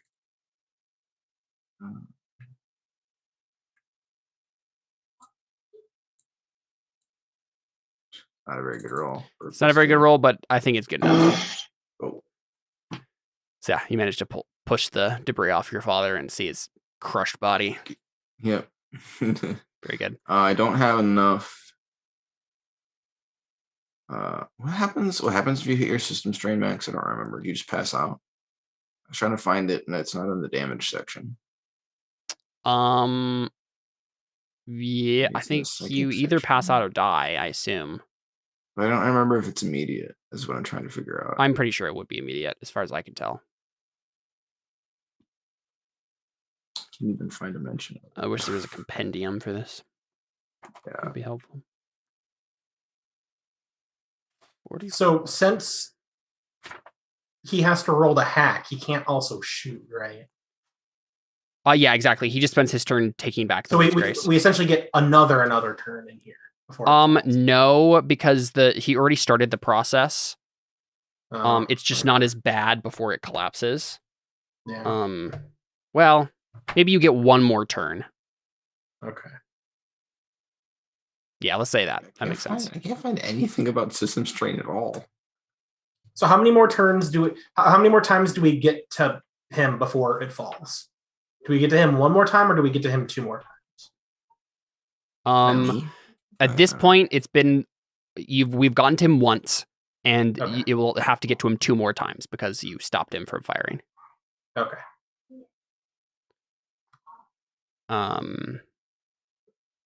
So it's basically the collapse is happening longer over a longer period of time, which means the debris isn't quite as bad, but it still will eventually fall. Okay. And then Fergus, it's you. Well, I still don't know what happens if you take enough strain. Because if I can survive the strain, I'm just going to do it. Oh, I see what you're saying. But I don't know if it's like an immediate down thing or if it's like I kind of assume it is, but I don't. Here we go. System strain. No. Yeah, I don't see it either.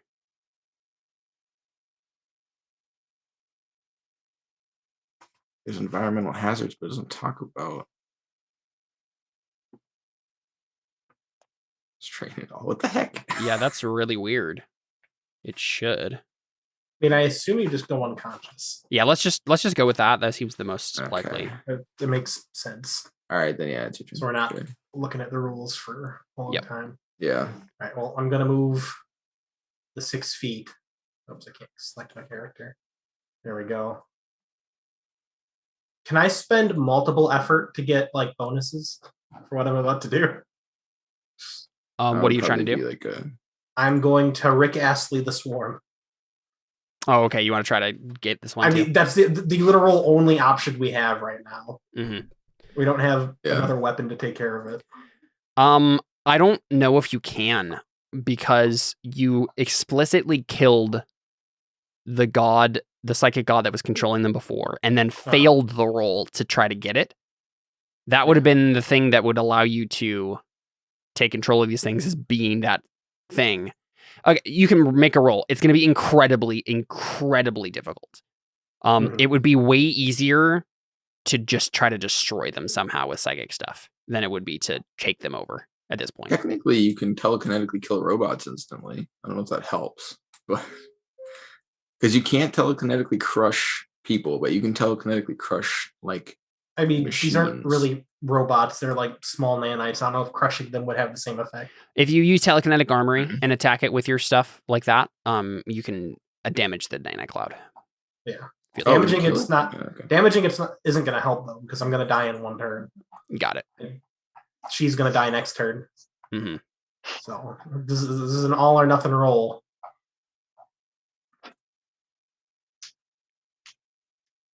So like absorbing them into my body and becoming their king. What is that? That's like What skill is that? 14, 15, or 16. Oh, Again, it's not even that it would be difficult normally. It's just that you failed all the rolls to get to this point, right? So they're predisposed very much against you.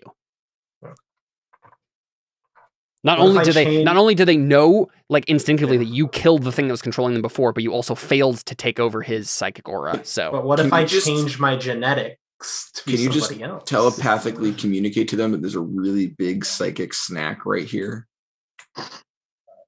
I mean like that really helps for the few seconds it kills him. It has 60 health and it's a vehicle. I don't even know if it can kill him. Yeah. Oh. What role would that be?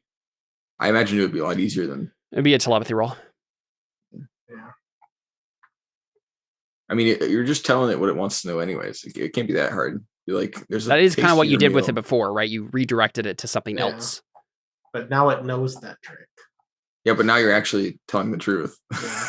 My telekinesis is higher than my telepathy.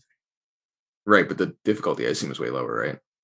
What's the difficulty of them attacking Crawl instead of us? To get them attack or crawl.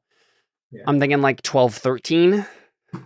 Okay, well, yeah, it's the same difference. Yeah. Since you have a higher skill there. My telekinesis is higher. None of your drugs do anything? I mean, I'm going to get a automatic +3 to this. Oh, wow. Because of the drugs. But yeah, that's why I want to know if I can get like advantage or whatnot for spending more effort. There's probably, if that was the thing you could do, it'd probably be a focus. I think they have stuff like that in focuses usually. If you wanted to expend all your effort and then torch like twice, I'll get advantage. Advantage. I roll 3 drop. Right. No, what I'm saying is if you sorry, my brain just died there.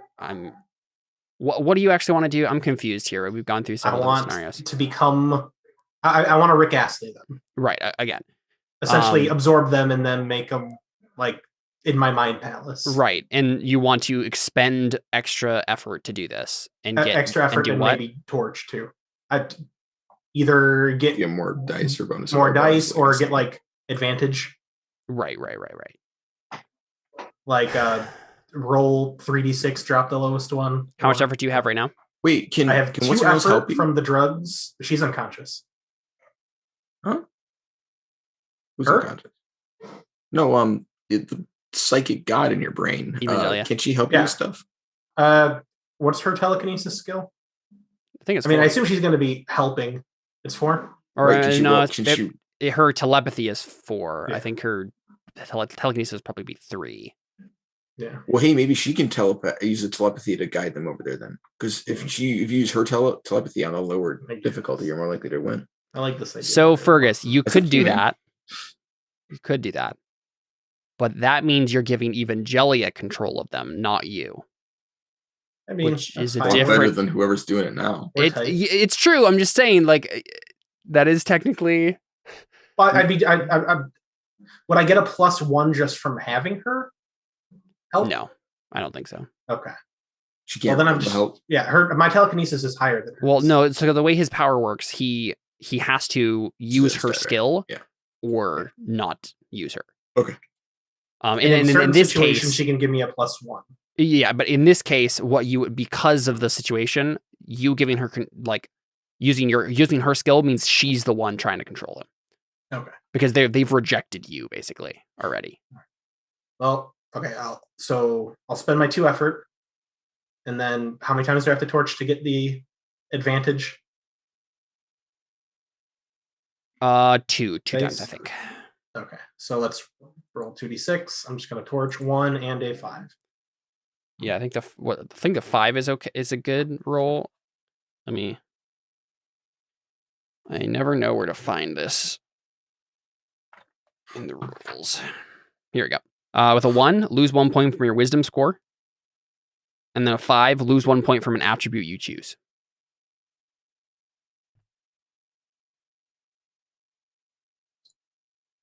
And then I should just do wisdom twice, because this isn't very wise. All right. I'm going to roll telekinesis. And I get +3 from the drugs. Mm-hmm. And this is intelligence. And then I'll roll 1d6 after this to drop the lowest. I think this is charisma. I don't think this is intelligence. Well, it would be charisma if I was doing telepathy. Like I'm exerting the force of my mind. Yeah, that's telepathy. What were you saying? You're doing telekinesis? Why would Yeah. you do? No, that doesn't make any sense. Telekinesis is for attacking things. What? Did I miss something? Did I agree to something that I didn't understand earlier or something? Yeah, I've said telekinesis the whole time. I've been thinking telepathy. There's no you're trying to control them. That's telepathy. No.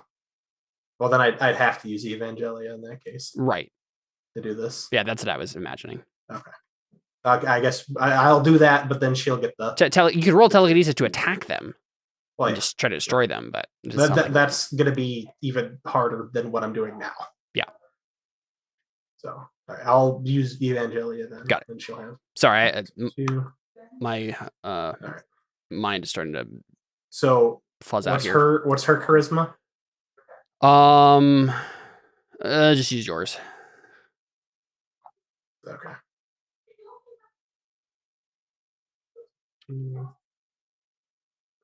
So she's still using your body and mind to do this. The skill level changes, but I think she uses your attributes. Okay, this isn't working. Okay, there we go. So I get I'm adding 2 to this because she has 2 more than me, and then I'm adding the 3 for the drugs, which is 5 for the modifier, and then 0 charisma. And I'll roll 1d6 after this to drop the lowest. Nice, 14. So, yeah. Yeah. I think that's gonna be just a second. I need to see if there's another 6. This will be the highest roll we've ever had. 2. Oh, so 15. Not the highest roll we've had. But. Oh, right, because it's a negotiation. Yeah. Yeah. Cool. So, I think they definitely still, but I think in the moment here, Evangelia, because of her kind of weird, she's just the protector persona now, and I think that they still, but they can't attack anyone right now for you, right? Mm-hmm. So they kind of back off from Dylan, but you can't send them, at least right now, you can't send them to attack Crawl. So they're kind of neutralized for right now, but we just needed Dylan not to be mauled to death. For sure. Now she's gonna get finger of death to death. Yeah. Evelyn, make an evasion save. Heck yeah, boys. So glad I bought that mech. Yeah. There's one thing this game has taught me. It's buying stuff that's not a good idea. Okay. So you can torch now because you know everything that's going on.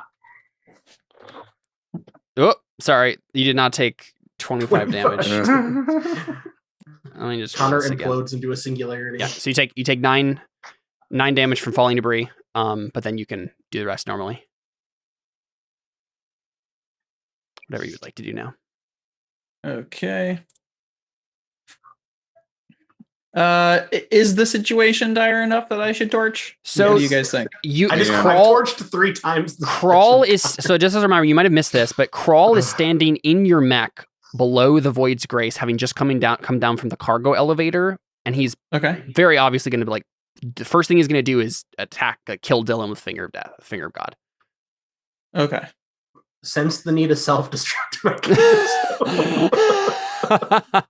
$1.6 million machine. No, it's You just want me to blow it up. I was wrong. It's 3 million. It's 3 million credits, Connor.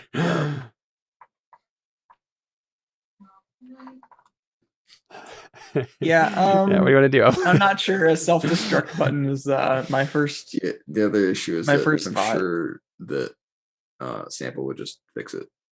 Yeah, So- that's the issue that Evelyn, I think, can see here, especially as a precog. Sample is your biggest obstacle here. So honestly, something like a self-destruct button might be the only way to defeat the mech, because Sample is going to be able to stop you from because you don't have psychic control over it because you're not in it, right? And anything you could do technologically is going to be blocked by Sample, right? And Yeah, but a self-destruct button, like what? I have that on my person, and he can't hack that. he could try to, I suppose, but I don't know why he wouldn't be able to shut it off. so the thing You is, know why though, he wouldn't be able to shut it off, or why he would. the thing is, I don't know He wouldn't. what. I guess he could do it as a reaction. Sample could. That's a thing in this game. Mhm. Yeah, although I guess using a skill is a main action, so I guess maybe. Yeah, you couldn't. that's Depends what on how I'm quick trying to the think of. I don't- destruction sequence But is. he's also an AI is the issue, and AIs think so fast that probably doesn't present a problem. Well, I mean, that's only true if there's a mechanic for it, I think, because There might be. Let me check. Yeah. Yes, he might you have think to. through what you want to do, and I'm going to check over his stuff real quick. I can't use the reverse time thing again yet Yeah, I don't think today. it would benefit us too much, anyways. Yeah, it would only So reverse what my- Fergus just did, and that's not good. My other options are sense the need. I mean, Alternate outcome. it would be good because I can't roll lower than I. Oh, I guess I could. Never mind. Don't do that. Maybe you should sense the need to have had built the self-destruct button. Right, that's Right, what it but- would be, right? But are we arguing that he can't? He can't. He's looking. not He'd do have to that. have some kind of Since they need a special garage reaction. door opener that opens then closes the cargo bay. He just goes back up. Oh gosh. Okay, well He that's could probably just shoot us through the ship. well, yeah, he could do that.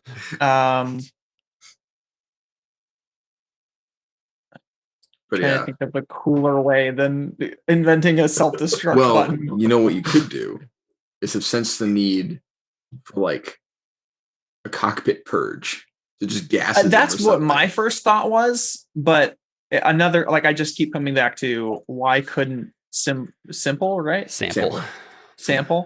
He's it gonna depends be on- simple in a bit. So why can't we just hack that? Depends on how fast So, you can do it. yeah, How fast it this happens. is the thing that I just looked over his stuff. He doesn't have any abilities that can be done as a reaction, so that is like a mechanical thing that's true. But Okay. he already hacked into the Mac. So you would have to do something against him to do this in the first place, right? It's not that he needs to combat you; it's that you need to combat him because he has Well, I control mean, over the it. thing is, right now. having control over the system doesn't mean necessarily that a signal couldn't trigger something, right? It just means that he also has access to it. I So suppose he would have had to go in and yeah, have been like change this, right? that's true. or- That's true, and he Which, didn't. You know, he might have found that it could do that, maybe. but he hasn't uh, had the actions to do that But yet. the other thing you could do is just have put like a shaped charge in there or something, and then that would be its own thing. That's It true. wouldn't Yeah. be connected to the ship. So yeah, either way, I think Evelyn's gonna have to do some sort of psychic thing to make that a reality. Right, of course, you have a sense of need. So might as well just like take that step first, and then we can get to the other stuff if we need to. So you want me to torch? Is that what you're saying? I think we're all saying if you don't, you're just fighting a guy in a mech at that point, and that's not gonna go well for anyone. All right, I'm gonna torch. Hey, if I get to choose one. Attribute of your choice. Yep. Right? Just don't Maybe choose free intelligence. strength, like I'll choose Constitution, I guess, because unless does Constitution matter besides the modifier? yeah, Constitution directly defines your strain limit, if that matters to you. The actual score or the use- modifier. The score. Okay. And The how much score. strain you can take is equal to your Yeah, Constitution. don't change that. Oh, okay. And then Dexterity. Anything that matters besides the modifier. No, I don't think so. Okay, I'll just revert that one down. I think Constitution's the only thing that has a mechanic directly from the from the score itself. Number, as far as I remember. Yeah, I don't think I've seen that anywhere else. Okay. That wasn't so bad. Like encumbrance, but I don't know. And you're trying to sense the need here, Evelyn? Yeah, I'll sense the need and sense the need for a shape charge in the cockpit. You in the cockpit of the mech. So basically, it's like you didn't rig the mech to blow up. Right. You put an explosive in the mech just in case. The seat cushion is bomb. Why can't there just be a mechanism inside of the mech that's separate from the psychic mech that just ejects it? It could be. So ejects it? What do you mean? The what? That just ejects him. I suppose that could be a thing you do. I mean, you'd need to open the cockpit, which is part of the problem. If it's not, I just have to launch him into the top of the mech. But that would just kill him. So that's what I mean. You press the eject. You press the eject button, but keep the cockpit closed, so he just slams his head up. Yes. That's actually like legitimately what you want to do. It depends on how much damage it'll do. Probably not enough to kill him. He's full health. Yeah, in actual physics, it probably would kill him, but in the game, probably not. Okay. But I mean, the other how thing about is poison? How about my toxin poison injectors? Ooh, you know what? That makes the most sense for sure, because that's already been foreshadowed. Yeah. It's basically like if he touches the finger of God control, then he gets the toxin. That's actually amazing. Yes, 100%. I love that. That's cool. Okay, all right. I love that idea. That's amazing. I'm assuming I just put in a biometric, exactly, right? And obviously Evelyn would know that that's there, and she could just like disarm it before she uses it, right? But he doesn't. Well, no, it's just by biometric. Sure. Right. The only person that can touch the finger of death inside there is Evelyn. Otherwise, you get injected with poison. Right. Which the thing that bothers me about this is the only person on our team who would do that is Ode. So I feel like Evelyn would have told you about that. Yeah. And to be fair, you sense the need. So yep. This is something that she did before, and Right. Yeah. Cool. Yeah. So you do that on your turn, and that's an action, right? That you have to do to sense the need, or no? What does it say on your sheet? Let me go read it.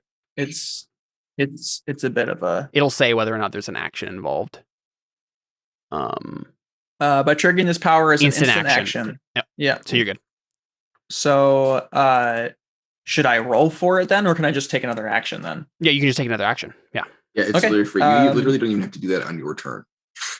That's true. Can I? Yeah, you could have done it right before he pulled the trigger. Did he already pull the trigger once? No. No, he means like you could have waited. Jeez, and then he said, scared the crap out of me. No. Oh, yeah, Ziva died. Sorry, I forgot to tell you. I was like, gosh. Ziva was incinerated. It went Anakin. He decided to kill the children first for some reason. Always kill the children first. I mean, what else should I really do? I mean, you just shoot him. You should come over here and pull the rock off of my mother. Okay. I'm kidding. You shouldn't do that. You'll die. Oh. Building's still collapsing. It's true. Oh, okay. Bye, Mom. Jenkins can do that. It's fine. Okay. Any other suggestions from the peanut gallery? Yeah, here's my suggestion. Run onto it and ride it like someone in Titanfall. Pull the battery out. Oh, I was gonna surrender. Yeah. That's right. Yeah, you can still do that. So I'm gonna do it. Yeah, so you can step forward, right? I'm not even gonna step forward. I'm gonna step off to the side here, right? I'm gonna go like off to the side and be like, "This is just between you and me. If you kill me and me alone, like, will that be enough to like let everyone else go?"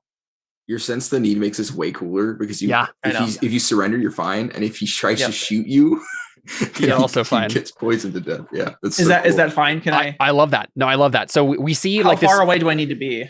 That's fine. You can be right there. That's not a problem. Well, is that? That's fine. I think I can go 5 squares, right? Yeah, that's fine too. Okay.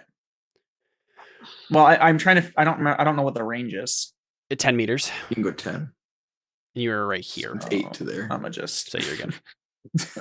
Yeah. So we see the range of the finger of God. Oh, yeah. I mean, it's ridiculously high. Yeah. Okay. It's I think like hundreds. Either way, it makes sense that you're kind of getting out of range of everybody else, right? Should I make a talk roll?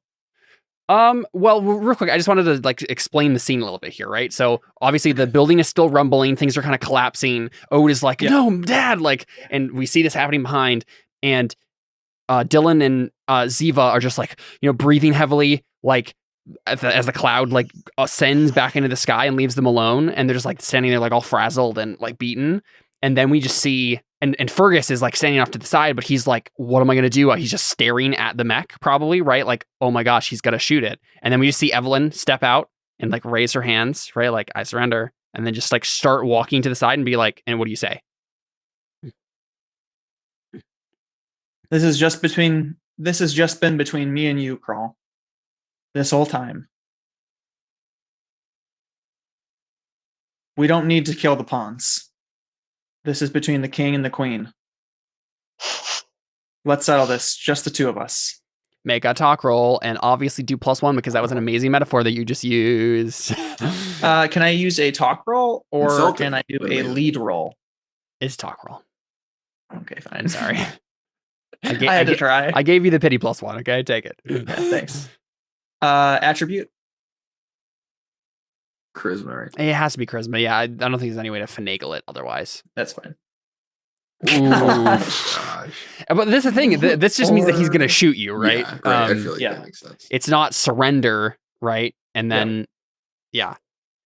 Right? Well, does Evelyn know that Crawl wants to kill her? Or does he still think that she's going to... Dude, you know what I just realized? Dylan can just stab him through the canopy. As long as she can see him. Is the canopy clear? Someone make a luck kind save. of window? Okay. Well, can't I just decide that? You could decide it if it wasn't this moment, right? You could have decided it before, but make a luck save right now. Someone should make a luck save? Have you do it. That makes sense. It's your mech. It's all the same anyway. There you go. Yeah, it has a clear canopy. All right. If we at the very least, it has a clear canopy if the person wants it to be, and for whatever reason, he wants you to see him right now. So has Dylan gone yet? No, she's next. She's next. I'm not. So okay. I just figured I'd mention that in case it matters. Yeah. So yeah, I guess in Evelyn's head, like he just still wants her alive. Mm. Right. And so we do know that, I mean, like what was his name? Victor. The guy with Alex, I keep forgetting his name. Victor. Yeah. I mean, Victor literally like killed himself because he knew that he wasn't going to survive. Okay, yeah. So I'm assuming that we know that Evelyn, make a no roll for me. You could put together what Crawl's plan was here. Intelligence. Yeah.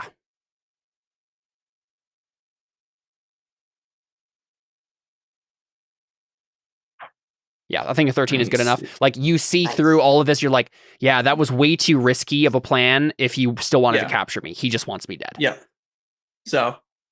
Yeah, the bomb was a bad idea if you wanted to take you off. Exactly, yeah. I can move 5 squares and then still take an action, right? Oh, I guess that was my action. That was your action. Yeah, I was talking. Okay. Oh, yeah, using a skill is an action. Using a skill, yeah. All right, well. But so he just... you failed the talk roll. So I'm just trying to remember what this means in this moment. So Evelyn knows that he wants. So this would be getting him not to kill you. That makes sense more of what I was saying. Or getting him not to kill the others. Is the not idea. To kill the others. Yeah. That was what my talk roll was for. My talk roll was, I'm right here. Just go ahead and shoot me and be done with it. And so the issue is, he won't shoot you. He's going to try to shoot Dylan.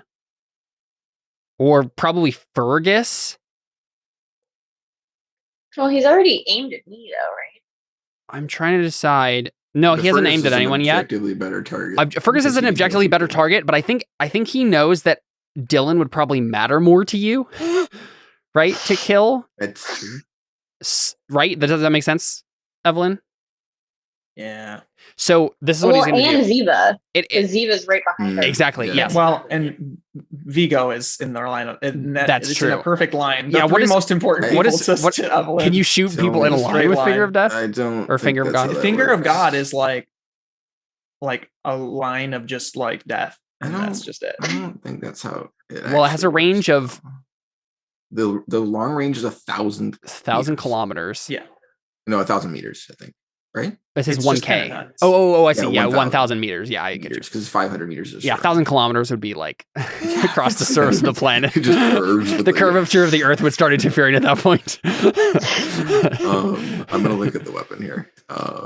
Yeah, so it says 40-12 damage. I'm assuming that's player damage because it would probably be lower if it was ship damage. Because like Sand Thrower does like 1d4 damage, right? So that makes sense. It's still a mech. It's still a. Or are there different classes of damage? Is there a vehicle class of damage that's different from a ship class of damage?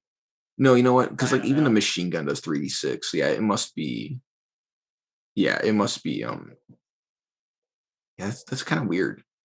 Is there a place that says this? Like, where's the mech chapter, real quick?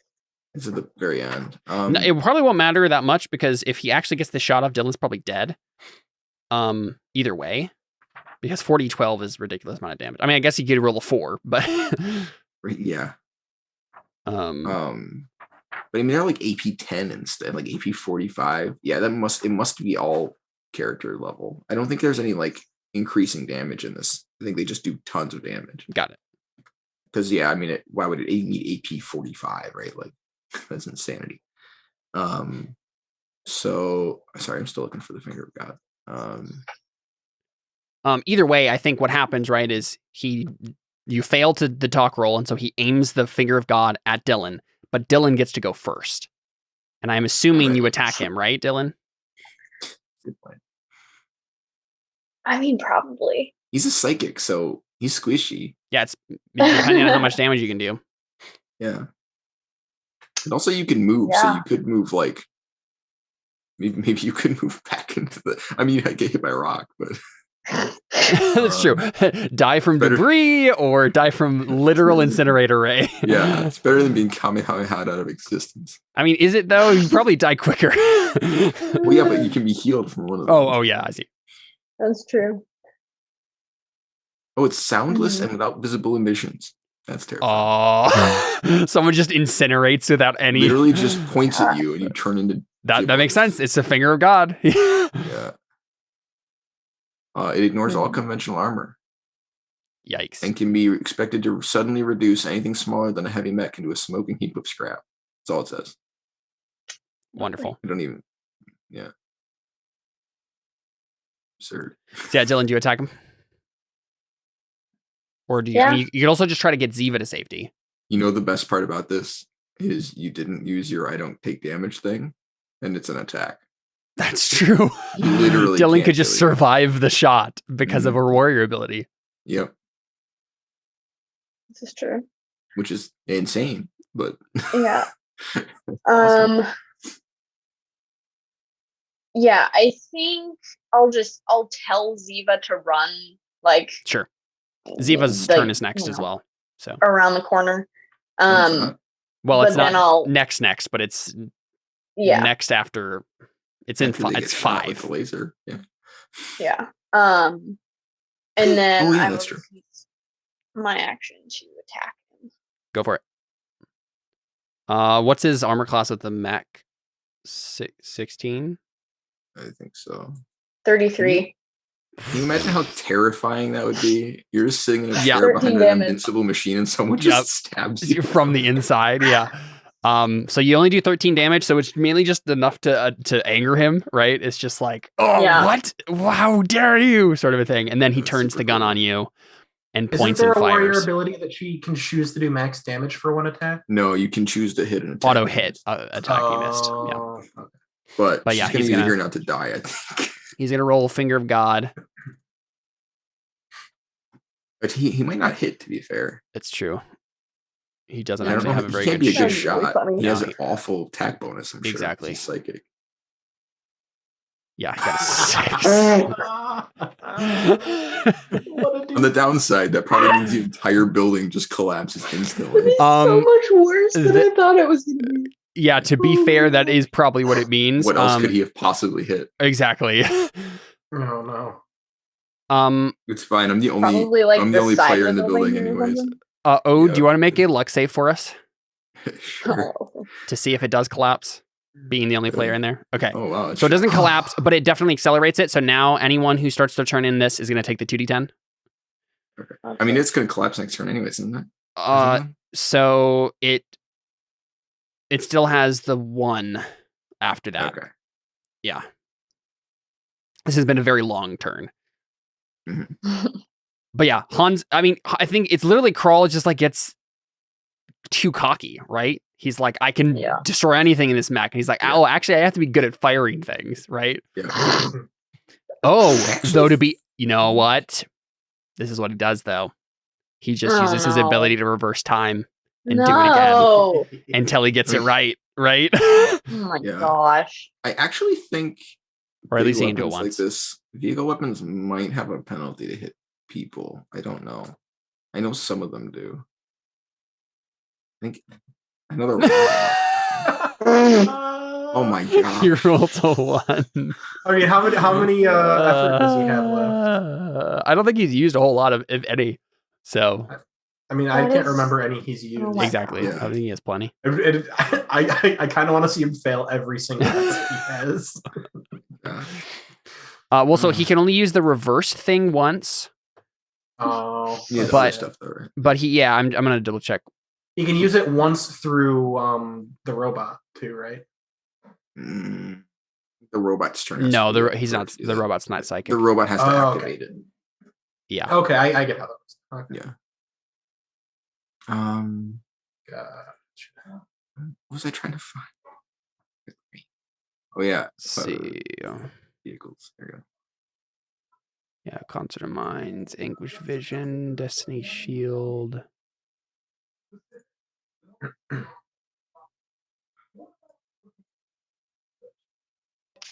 Well, then there's like the normal. Isn't there one that like allows someone to re-roll? Maybe I don't think he has it though. Probabilities or something like that. Yeah, I don't think he has it. So doesn't matter. Yeah, so he just does that and fails even harder. Which to be honest, I was gonna say pretty on par for all of my NPCs. So why not? Yeah. Well, he doesn't mechanically have any reason to be good with it. Exactly. So. Yeah. And this game is very, very. It's like, ooh, flashy thing I want to kill my enemy with. Fails. I mean, it's at least like better than if Evelyn was in this thing. So he like it's not a bad plan to be in the mech. No, I mean per se. Yeah. It's except for the fact that Dylan has a weapon that cheats, he would be basically invincible. Yeah. So it was a good idea, yeah. And eventually he'll real well. So Ziva, it's her turn. She's gonna run, I guess, because you told her to. She's gonna run this way. Away from everything. Yep. And then Jenkins is going to go ahead and make his evasion save inside and succeed. Rocket launchers that take a penalty to hit people. Yeah. He's going to rush over to Layla.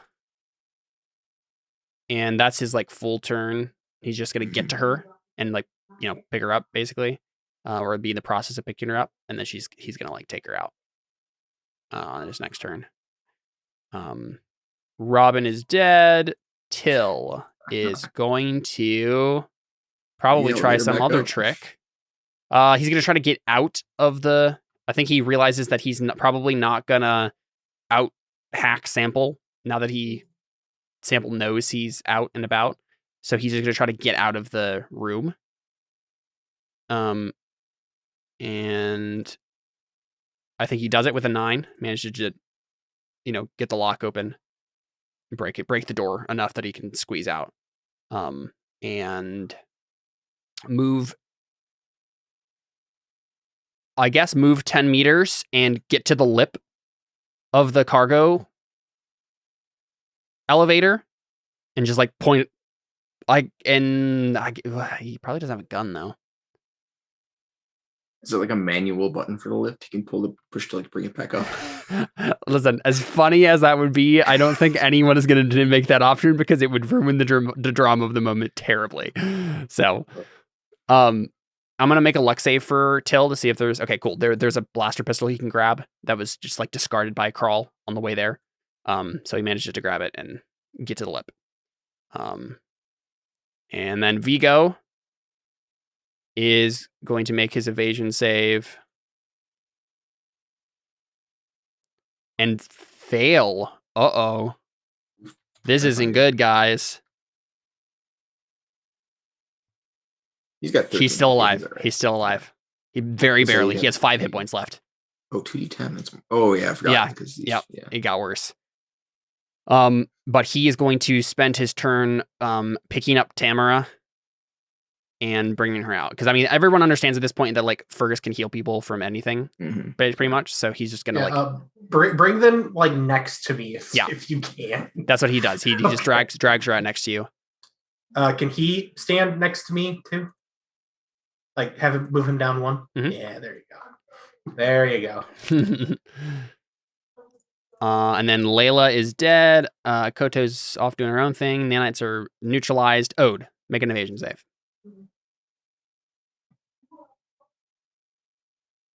Yeah, you're good. Nice. I assume you take your father out. Certain I was going to fail that. Yes, I can get there with him. So I will do that. Perfect. I can't move his token, I don't think. There we go. All right. It's Sample's turn. And I think he's going to... for being a sample, we get an awful lot of him. Well, that's the thing.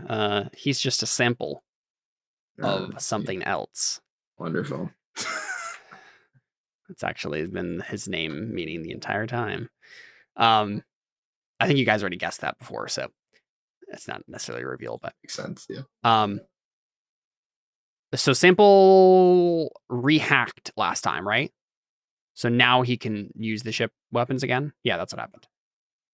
The thing is, now he can use the ship weapons again, which means he could probably just fire the sand thrower point blank at everyone. What did Till do? I don't think there's any way that a sandblaster can get like 2 meters from the. Yeah, I think you have to take off probably, just because it's right next to the ship. I don't know how he would. Yeah. Okay. Well, we'll say that because otherwise he would just kill all of you easily. So yeah. Well, yeah. I agree. But I guess he's just gonna. This is what he does. Yeah. He fires again once more on the building, and it collapses. And we will kind of fade out from Jenkins and Layla, and maybe they survive, maybe they don't. It's kind of just in my hands at this point. But we see that the building collapse. And your mom's still in there, and Jenkins. And again, Fergus, Jenkins is in there. It is your turn next, Fergus. I don't know what to do. What do you do? My brother just died. Well, we should probably wrap up. Yeah, I know. I was assuming that we would get to the moment where, you know what we just forgot? He fired the gun. He should have had the poison. That's what I was waiting for. That was the moment I was going to end on, and then we all forgot it. So we'll just say that let's get to that moment right now, right? Like he did it, but didn't realize, right? It takes a second to happen, right? What does the poison do again, Connor? No, it just kills him. Let me read it. Yeah, I was gonna say, please read me. I know it kills him, but like I know there's like some sort of stipulation. Yeah, it's got to be something. The user's wait, hold up. If the user attempts to inject an unsuspecting victim they are already touching, the attempt is automatically successful. If the victim is wary or in combat, they can only be affected if they are unarmored and the user succeeds in a punch attack roll. Yeah, on a success, the victim must make a physical saving throw at -2 or be incapacitated by the poison, dying in 1d6 rounds or being incapacitated for 1d6 rounds or 1d6 hours at the user's discretion. Each poison attack adds 2 system strain to the user. He fails to save. The issue is he's a precog. But he already reversed time. And Sample can't. He has nobody else left to reverse time. He has terminal reflection. The psychic's oracle power automatically triggers as an instant action moments before some unexpected danger or ambush, giving the precog a brief vision of the impending hazard. Oh no. So then wouldn't he have not shot? We can just say that, I mean, he didn't... up to I would you think what would guys, I guess. happen is It didn't. It would have doesn't. He missed anyway, so it doesn't really matter. Maybe instead what happens is like maybe it was enough time between the gas coming out and killing him and him shooting that he didn't see it when he pulled the trigger, but now he sees him passing out, and so he can get out before it'll take him out. You know what I mean? Like no, well, so isn't it like a toxin? It's not a gas. I assumed he was gassing it. It's a toxin. It's a toxin. It gets injected into you. Okay. I don't know. Yeah, so, he would have noticed when it exactly. So this is what I'm saying. I'm thinking he just like deactivated it, right? It's not like or sample deactivated it. Shoot. No, that's true. There's no action involved here that we'd be able to do. I guess he didn't shoot, but that's shoot. I just hate that because we already skipped through so much time. That doesn't make any sense. Yeah. Is it fine with you, Connor, if he just noticed and didn't trigger it because he knew that it was going to happen? He just like figured out the way to. I mean, I guess it also has a knife. The mech does. I don't think we should go back on what already happened. Because he already shot it twice. He can still fight without the god fingers. What I mean. Right, but that doesn't matter. He's already shot it. That already happened. It doesn't make any sense to renege on that because we already had the moment. It was a dramatic moment, and it's gonna completely break like everything that happened to suddenly reverse that. So I think like Evelyn, you're waiting for the thing to happen, and it just doesn't. Right? Because he's a precog, and that's the issue. Like it's a perfect plan. Except that he foresaw it because he can. You would have to still roll to disable it, right? Yes, and let's say he'll do that on his turn. And I know it's out of order, but like, he can spend his next action just like doing. I guess the problem is, what if he fails? Then it doesn't really. What does the ability do exactly, and how much effort does he have? Terminal reflection. Not used much effort. It's his oracle power that triggers, which just really? He commits effort as normal, and he has effort. He has effort to spend. He has 7 effort. Currently, he has 5 now because he's committed 2 basically at this point. He has 7 effort. Mm-hmm. He's a meta scion. You get a lot more effort as a meta scion. Yeah. Heck. And so I think we see a moment here, right? It's Fergus's turn. We see them. Sorry, I apologize, guys. That should have been. I should have paid attention to that and not had this break. None of us so dramatically either. But I think this is the moment. Distracted by his role. Yeah, I know. This is the moment where Evelyn just realizes that it didn't work, right? So for whatever reason, he foresaw it and tried to shoot the gun.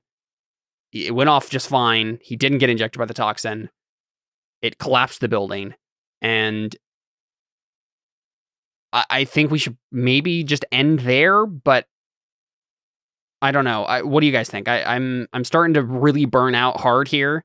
But also no, we should definitely right. But also, I don't know. This doesn't seem like a good time to end at all. That's fine. No, I think it's fine.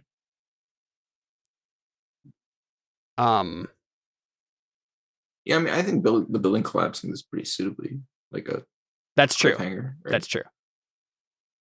Okay, yeah, it was just my storytelling brain was like, this was so anticlimactic. What how we have to end on something actually meaningful. But that makes sense, right? Like we see the building collapse. We see Fergus surrounded by dead bodies, and like him and Ode looking back into the building, knowing that like those people died, supposedly. And Evelyn's waiting, right? And we just probably see Hans catch her eye. Like he's frustrated that he missed, right? But then he turns to her, and you guys kind of like meet gazes, and he gives you like a smirk, and your eyes probably widen, and you're like, no, he like noticed it somehow. Can he sense the need? He can't sense the need, yeah. Could he have just sensed the need for an antidote? And perfect. Yeah. Yep. There we go. Okay. We'll do that.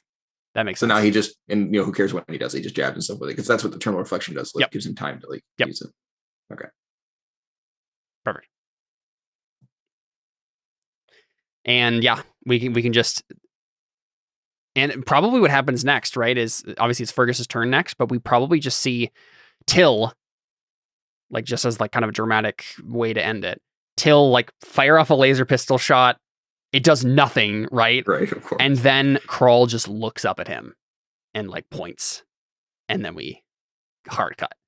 And if anyone dies from this, it probably will be Till because he is not a fighter, right? And so that's probably like the last threat we leave off on is like Krull understands probably at this point he's not going to be able to defeat all of you with this thing because he doesn't know how to control it. But he's like, I could probably kill this guy point blank. And then we cut. Hard cut there. Cool. Nice. All right, cool. That's been Elysian Road. We'll go ahead and stop there, do a quick after show, and call it a night. Thanks for playing, guys. We'll be back next time. Adios.